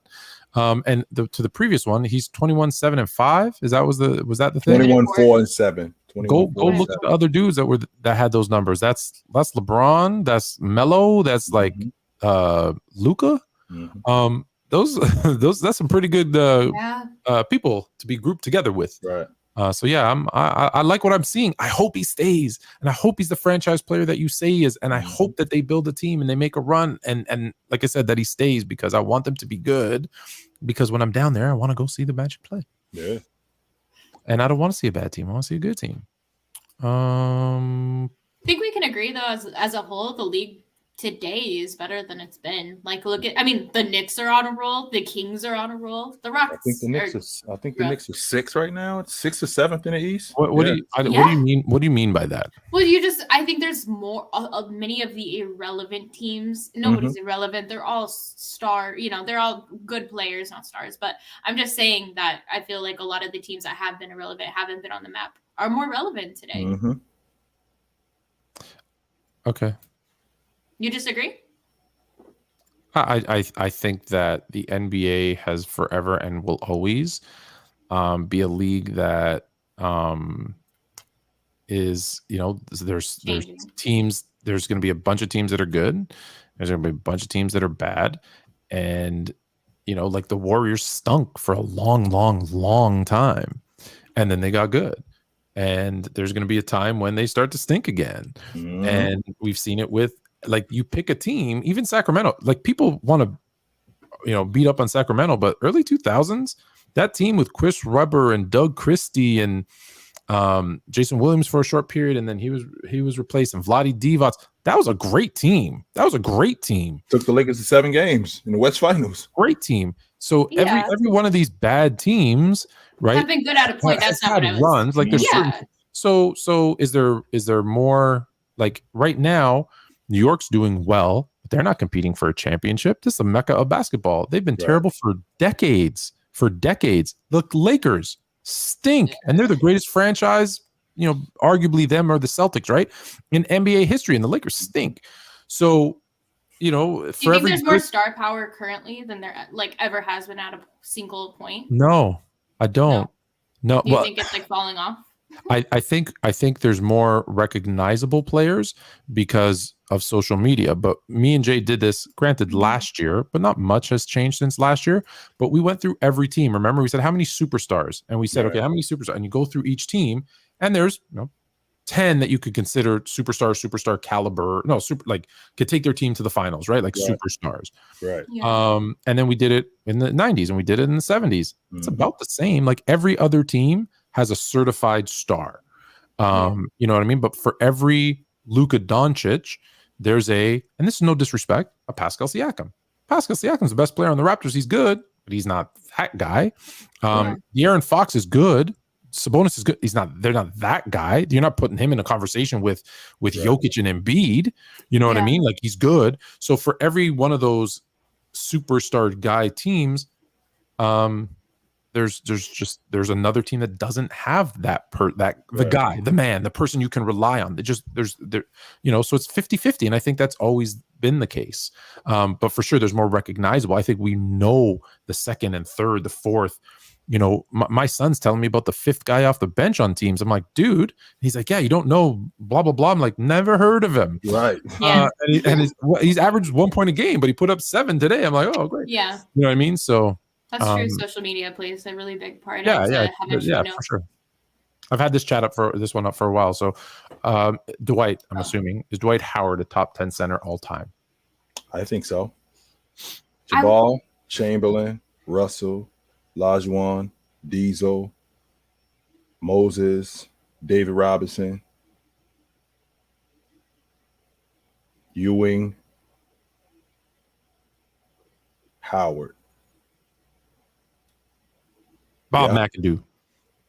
Yeah. I'm sure we missed one. Mm-hmm. I don't think he is. I think he's just outside. But I'll give you my list next week. Mm-hmm. I think he's in the. This is what I said about Howard. He was unquestionably gonna be top 10, and then that's why I always say wait for people to either finish their careers or get to the end. He had such a drop off, and it hurts their legacy. Right. So yeah, and I'll tell you this: in a couple of years, he won't be, because I think Jokic, I think Embiid, I think there's guys that are gonna just keep knocking him down the list. So like, again, that's why I like to wait, because I think he's gonna fall down that list. I think mid-teens, I think, is a good place for Howard, which sucks because again, he's another guy that had all the talent, all the athleticism in the world. Prime Dwight was insane. It's just he was awesome. He was so dominant. I don't think okay, Duncan is top 5 most overlooked star in NBA history. Also, Caleb averaging 8.5 and 7 in the 2016 finals is dastardly worst finals by an all-star. Well, Duncan is the top 5 most overlooked star in NBA history.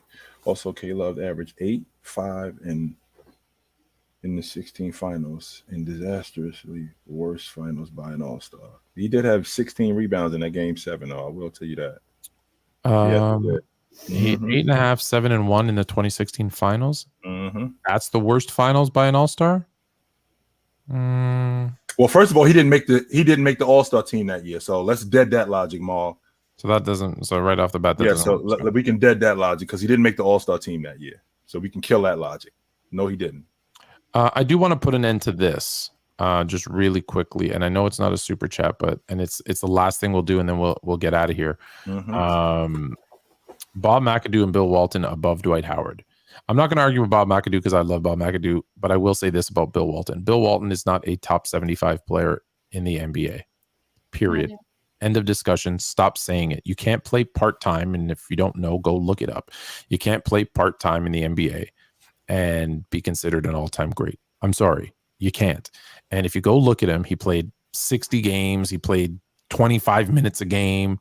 His best days when he was with Portland, but then when he goes to the Celtics, he's coming off the bench. Like, this is not that guy. He's not that guy. He had one great season. He was phenomenal in college, and his reputation precedes him. He's not that dude. Tona, I think that if you add up all the games his entire career, if you add up all the games he missed, I think it comes out to 5 seasons that he missed in games.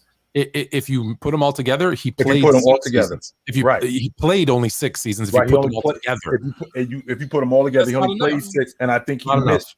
enough. I think the amount of games. I think he missed 5 seasons. So no. and I don't, unfortunately I don't have it handy, because I did a whole thing on this. Actually, you know what? It doesn't take me but a second.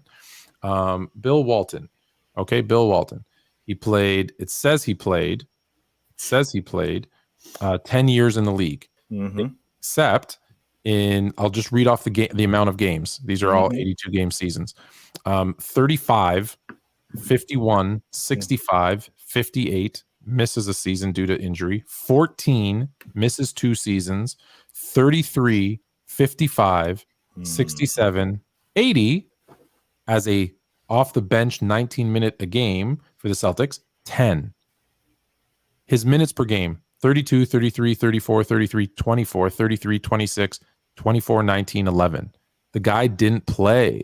We're looking back at his college days. He is not an NBA great. Get him out of that damn top 75. Put in a player who deserves to be there.